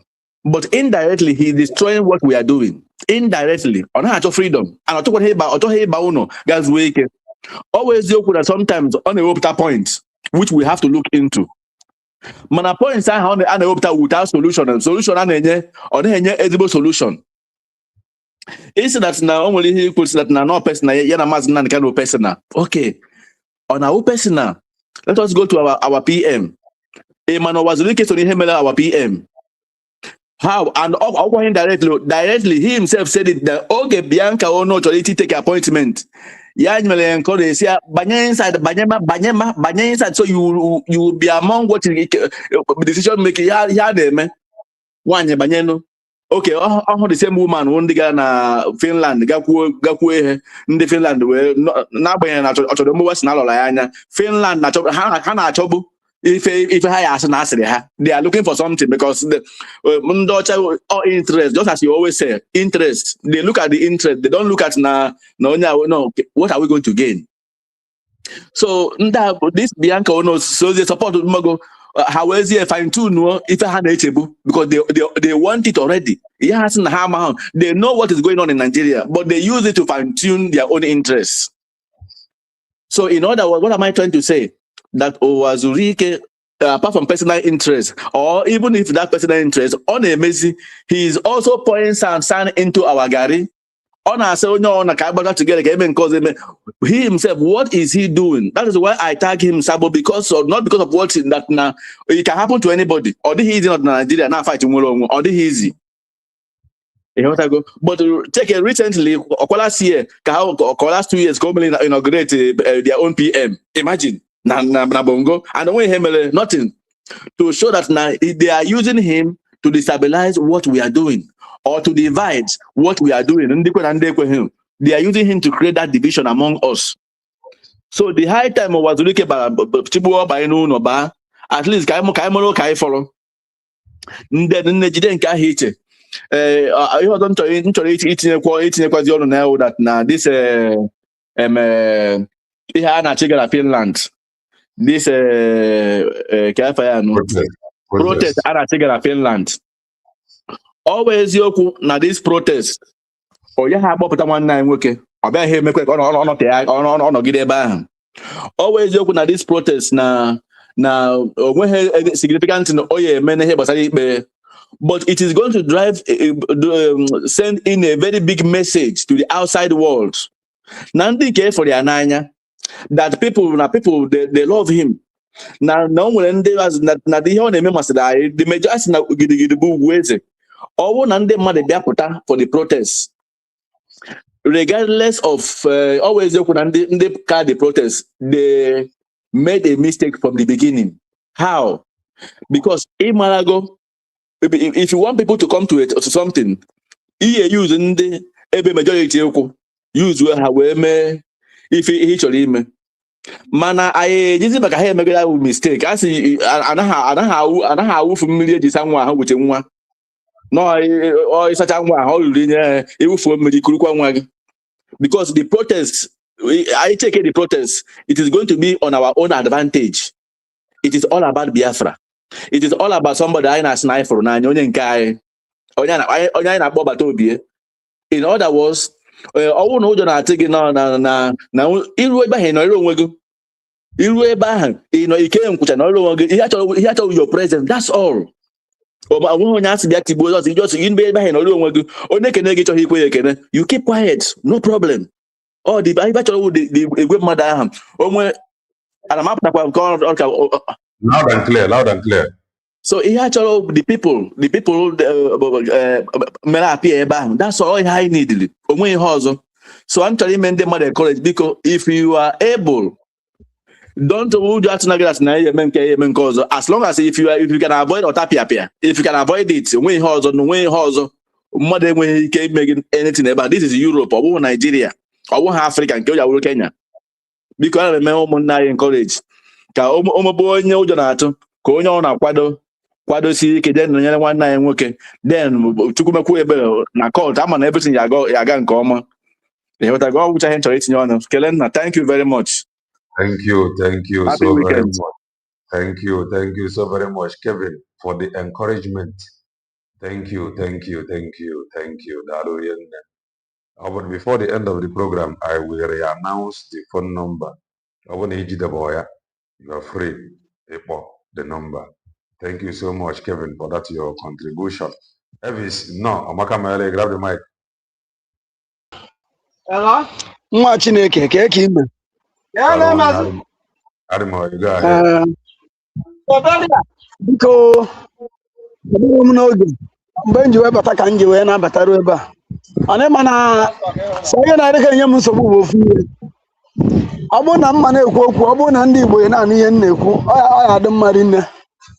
Ọ bụrụ na ịpụta na iru akwụkwọ fụ ndị a na-atụsọ nsọ asịrị esikwa Maazị Nnamdi Kanu bụrụ nke Maazị Nnamdi Kanu abụọ nke esikwa ndị Ọsụmohu nke emeghọ iruo ịgbafere ndị ahụ agbafere ya shekwa na disin because ọdụ relevant na iru ifu dị meseji hapụrụ ha ebe a na-aga agbago na-achọ ndị nwere ezigbo ife ha na-ekwu na ọbụme biko na problem anyị na-enwe ebe a bụ ndị a niile na-akọgheri ihe anụnwa n'ala Igbo Chineke Okay, go ahead. Okwu ka esi wee jide ndị Fulani ọ chụpụ ndị Fulani n'obodo anyị ihe na-abụ ihe so gọvanọs wee na-alụ ọrụ and gọvanọs achọghị mụ na ndụ as you can see ebe oke ifugonu ndị sekuriti ndị nke gara rụọ ọrụ n'obodo nke ha wee were polisi wee bịa kpokọ ofa niile chekizie ndị dị ndụ ụdị ya na-eme na beba every ya and ọ bụrụ ebe mgbe o mere na ọ na-eme na nọt ofu aka ka ejikwa bịa n'ala Igbo ebe ọ nọ enye anyị na ha nsogbu so biko ịfụrụ ana ndị na-akụ nnukwu asịrị nke Ọsụmohu mere ose jọs gafee ha agafe ọ na-esi na ịpụtara ọ bụrụ infọmeshọn ka a na-enye ịnidiri ka nwanne gị fụ ya na nwanne gị fụ ya na-ezoghị ya nda ya ka ịchọ ka ị na-agbasa mana ịfụ ha ndị a na-akụ asịrị ihe nwere ike ịba na kọmenseshọn igwe ahụ okwu iwe gafere agafere bụ ọkwa na ịchọ ịsata sef ịghọtago onye nchọ ịtụ iru na ebe a na m abịara program a n'oge ajọsọ m nọrọ na nwebụrụ oge si ọtụ bịa meghe ị nọ online mbatakwa bụza na ị na-asọmarize okwu nna Chineke gozie gị nwanne m ọmaka mekwarugo mgbe niile wee na-achụta anya ajọ mmụọ n'isi ọmaka mekwarụ gị. Thank you, Elvis. Onyekachi, no, Amaka Mele, grab the mic. Maazị Ndewo. Hello, sir. Okay, man. Adimoye, hello. Ana m ekele ndị Biafra ekelekwa ndị tụnyere one thing or the other. Maazị Kelenna jishi ike n'ọrụ ị na-arụ. The truth o nwere ihe ị na-ekwute etu gbasara ịbịakọta ọnụ mee ihe kwesịrị ka ọ bụrụ na anyị mere bet eziokwu dị na ya ọ dị mma ịbịakọta ọnụ bet a ga-enwele ike ịbịakọta ọnụ bikos o nwere ndị nọ afọ ha jọrọ njọ maka okwu nwere onwe bezo na ihe a na-erite na ya. Sorry, my brother. Sorry, let me chip in something. It's not as if now I'm say I no like on your together. Mana my own point, but over na me for job. Now they use.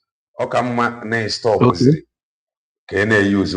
So you don't need to join anybody, but if you are a sub, an agent and they use, that is just the area answer. aghọtara m ebe isi na-aga. Sabo wee sabo, as far as inyere mmụọ gị, inyere mmụọ ahụ ohere ya biri n'ime gị, ọ ga-ekwe gị ịghọta because based on ihe ị na-erite, based on ihe ị na-erite, ọ ga-ekwe gị now maka o nwere mindset ndị a niile wụcha sabo nwere. Ịma mindset ha nwere, mindset ahụ na ahapụ Biafra ya abịa na ihe aha ha wụ na ha ga-awụkwa ya. Maka lee, o nwere ndị ọ na-ewe iwe in this life. Mmadụ niile ewe ịkwọ, yes, onwe mgbe mmadụ niile ga-aha, but ịkwọ m na-ekwu okwu ya wụ otu a na ihe ọbụla dịrị onye ọbụla isi mfe. Ya wụrụ na ị ga-enwekwa moto anọ, ogbochi gị inwe moto anọ, onye ga-enwekwa ofu egbochi inwe ofu, onye na-agakwana ga-enwe ogbochi. Beti ma onye ahụ na-enweghị things adịrị ya oke, ya nwa adịkwa comfortable na nke ya, agbanyeghị na onwekweghị moto. O nwere ya na mmadụ ịdị comfortable inwe because ọwụ moto ga-emega wụrụ ndị ahụ achọghị ya ụta. Ndị ahụ na-ahụta otu ebe egburu ha ewere ma sekuriti abịa kwanyere ugwe maka onye awụ na vileji azachara ya ụzọ. They drive joy in all those things. So ihe ọwụla ga-eme datin ahapụ ịdị, o nwere ike ya lọtawa, ọ ga-eji datin, ọ ga-enwe ihe a ga-eji bịa hel wee maka onye awụ. Because mgbe ụfọdụ ihe na-akọsịcha ihe ndị awụ ịhụtara na onye a le maka onye ọwụ ojii sekuriti ọha nwa na-ekwu ọnụ na-eru ha n'okwu na Naijiria, ya nwere na-eyuzuzi datin mpa, onye ahụ a ga-akwụsị ịrụ ọjọbọ, ọ ga-akwụsịli ya. Nye ọbụla sọrọ gị even gị ma na-atụta arụ kama ọ ga-akwụsị ya. Ndị ahụ chọrọ ime ka ihe a dịrị ndị mmadụ mfe, ya ga blọkụọ ya because of that ihe a na onwe na ma power ma gịnị. The truth is this, akweghịrụ nwere onwe a before anyị enweta ya. O nwere ihe Simon Ekpa na-ekwu bụ before. Ịma ihe ọwụ?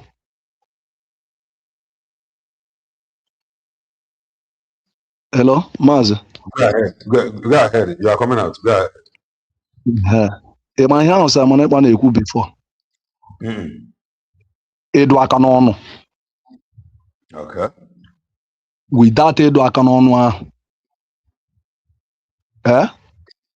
that's about a ga-akwụsị. A ga-ejiri mmadụ set example, because the end of the day, ya wụrụ na enyere onye asaba ahụ na ya wụrụ na a na-enye ya 2 naira,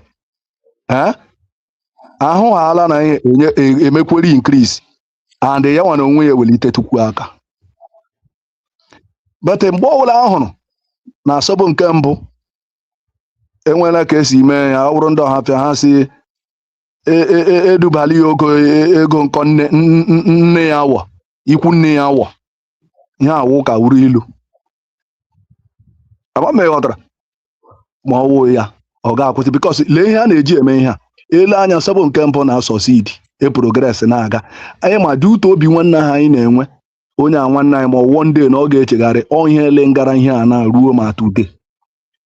Ọ ya mere Simon Ekpa ji kwuo okwu ịdọ aka n'ọnụ ahụ.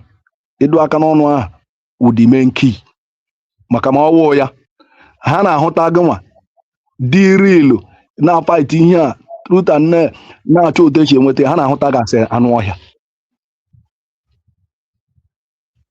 ha na-ahụta gasị anụ ọhịa. Wọchị ụdị ka mgbe a gbara Simon Ekpa gama na Finland ọpọ ihe niile edegidela akwụkwọ degide akwụkwọ na owu ewere ezi ụkwụ ga agazie na gwa na-etestify ya such a thing. Ọ dị very very deep. Ịma ihe mere ya ọ because o nwebe ihe mere ndị nke ọzọ onye na they will always increase. Has after na unu ụbọcha unu anọ beta ọ na-ewute m na Simon Ekpa nne because ya wụ na Simon Ekpa nọ out by now, a gara enwe aka n'ọnụ ha kemgbe na ihe a na-akọ na-awụkwara ihe a gara ị na-akọ. That's why m ji asị Chineke ka dama anọpụta without ịdụ aka n'ọnụ a so that onye ọzọ na-atụ ihe echeta ihe emere Okereke ma ọ cheta ihe emere Nwankwọ ga-ehụ nwere onwe abịanụ na maka anyị nwa ji onwe anyị dịka ihe ị na-ekwukwa anyị nwa na-eme onwe anyị ọkwa anyị nwa dị ise ma anyị nwa ga-ejikwa aka anyị zụọ onwe anyị. So onye a ka m nwere ịtụnye. Thank you. USD declared ebe anyị nọ dịka ihe m na-ekwukwa before anyị anọghị na struggle for now. Ihe anyị nọ na for recognition. I urging all the Biafrans ka anyị gaa USB declare acha n'ukwu ọ ya wee ebe anyị nọ ebe Maazị Nnamdi Kalu nọ ebe Maazị Simon Ekpa nọ the Prime Minister himself. So Biafras anọkwa gị na struggle ihe anyị nọ for recognition. Biafra man.